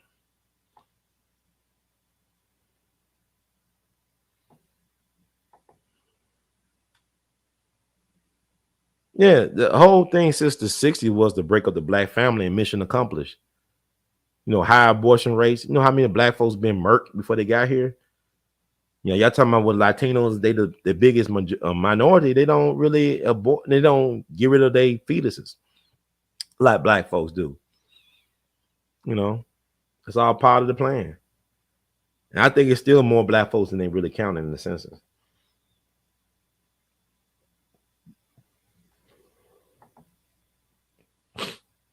Yeah, I mean, it's all about divide and conquer with our people, man.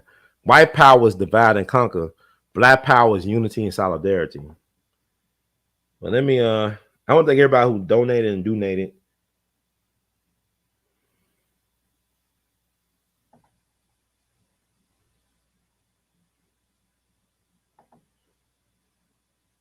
Yeah, he didn't like me. You know, the thing about it was he used to tell me, like, Ron, you a Royal Royce. You know, Royal Royces don't Royal Royces. Let's go. I can't Royal Royces don't belong in the hood. You can't drive around the hood in a Rolls Royce. So he was trying to step my game up. But a lot of times y'all think that's like, oh man, he was disrespecting. But that's his way, man. Because really, it wasn't really about me. I was just the punching bag for everybody else. I was willing to be the sacrificial lamb for his frustrations and anger, because he'll go off on me and say, how's the family? And then he'll treat me to dinner or whatever. You know what I'm saying? I mean, as always, I respect you a lot, da da da. But you know, it did bother me when I was younger. And now I look back on this and I thank God, because a lot of y'all can't take no criticism. A lot of y'all ain't made for what I'm doing. I mean, I take a lot of abuse from the public and from people, a lot of betrayal. You know, it is what it is, but you gotta, he taught me you gotta be lovable. In spite of all you go through, be lovable. So that's the key.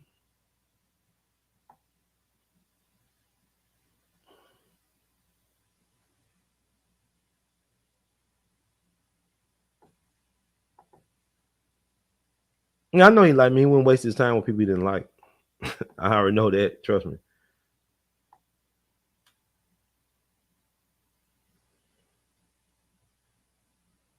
But I'm gonna read these. Like, I think y'all, whoever people that donated on this platform as well, and people will continue to donate. Cash App, $R2C2H2, PayPal, Zelle, and Google Pay, R2C2H2 at gmail.com. Venmo your support at R2C2H2. And also, I don't know, man. Like I said, they trying to just run me off this platform. They don't want me to make no type of money, even if it's a donation. But let me also do this before I get out of here, because I used to have a screen. I mean, I used to have my screen shelf below my description box. I don't know if they move it, because sometimes I look on my phone, it exists, and I look on my laptop, it ain't there. But if you want to support the artivist by wearing artivist art, you can do it. Go to our official spring page, R2C2H2 place. And you get all that art. I'm a man of many talents, or whatever. What you think about? You can go to our Teespring, official Teespring page, and check out the art. I know a lot of people ask about, how can I get a shirt? You go through this way. And I got more shirts coming out on the way. It's been working these grassroots and watering the grassroots and make them grow. There's a lot of artists, large selection to choose from. So there you go. Support Black art. Black artists matter. Black art matters. We all be in it to win it. And also, I don't know about that.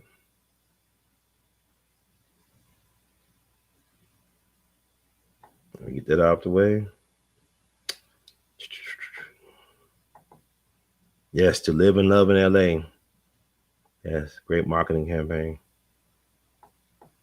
Okay, so yeah, this Teespring, I'm gonna pin it in the chat. Okay, never mind. I can't pin it over here. But anyway, thank you for being patient. Let me read my disclaimer. I'm out of here. Why you read the disclaimer? Because it's weird. Trust me, it's weird. I'm gonna read the disclaimer. I hope the information I shared, if it could be of use to you, use it, man. Because all about information is power. Disclaimer: the views expressed by hosts and guests on the We All Be TV platform are not the official views, opinions, beliefs, or perspectives of We All Be News or the We All Be Group Incorporated. We All Be News is an organization that thoroughly believes in supplementing the information narrative that is usually supplied by the corporate news entities with those viewpoints and expressions which may be marginalized or ignored for a plethora of reasons. We are about informing the general public on alternative perspectives as it relates to news and information, and letting the general public be the ultimate judge in deciding on how to use said information. Informed citizens are responsible citizens. Thank you for your support. Thank you all who donated, donate, and will donate and keep this going. Words of great Duke Ellington, we love you madly. Y'all keep on producing. Shout out to the moderators and donators and the people that are really appreciators. We love you madly. Take care.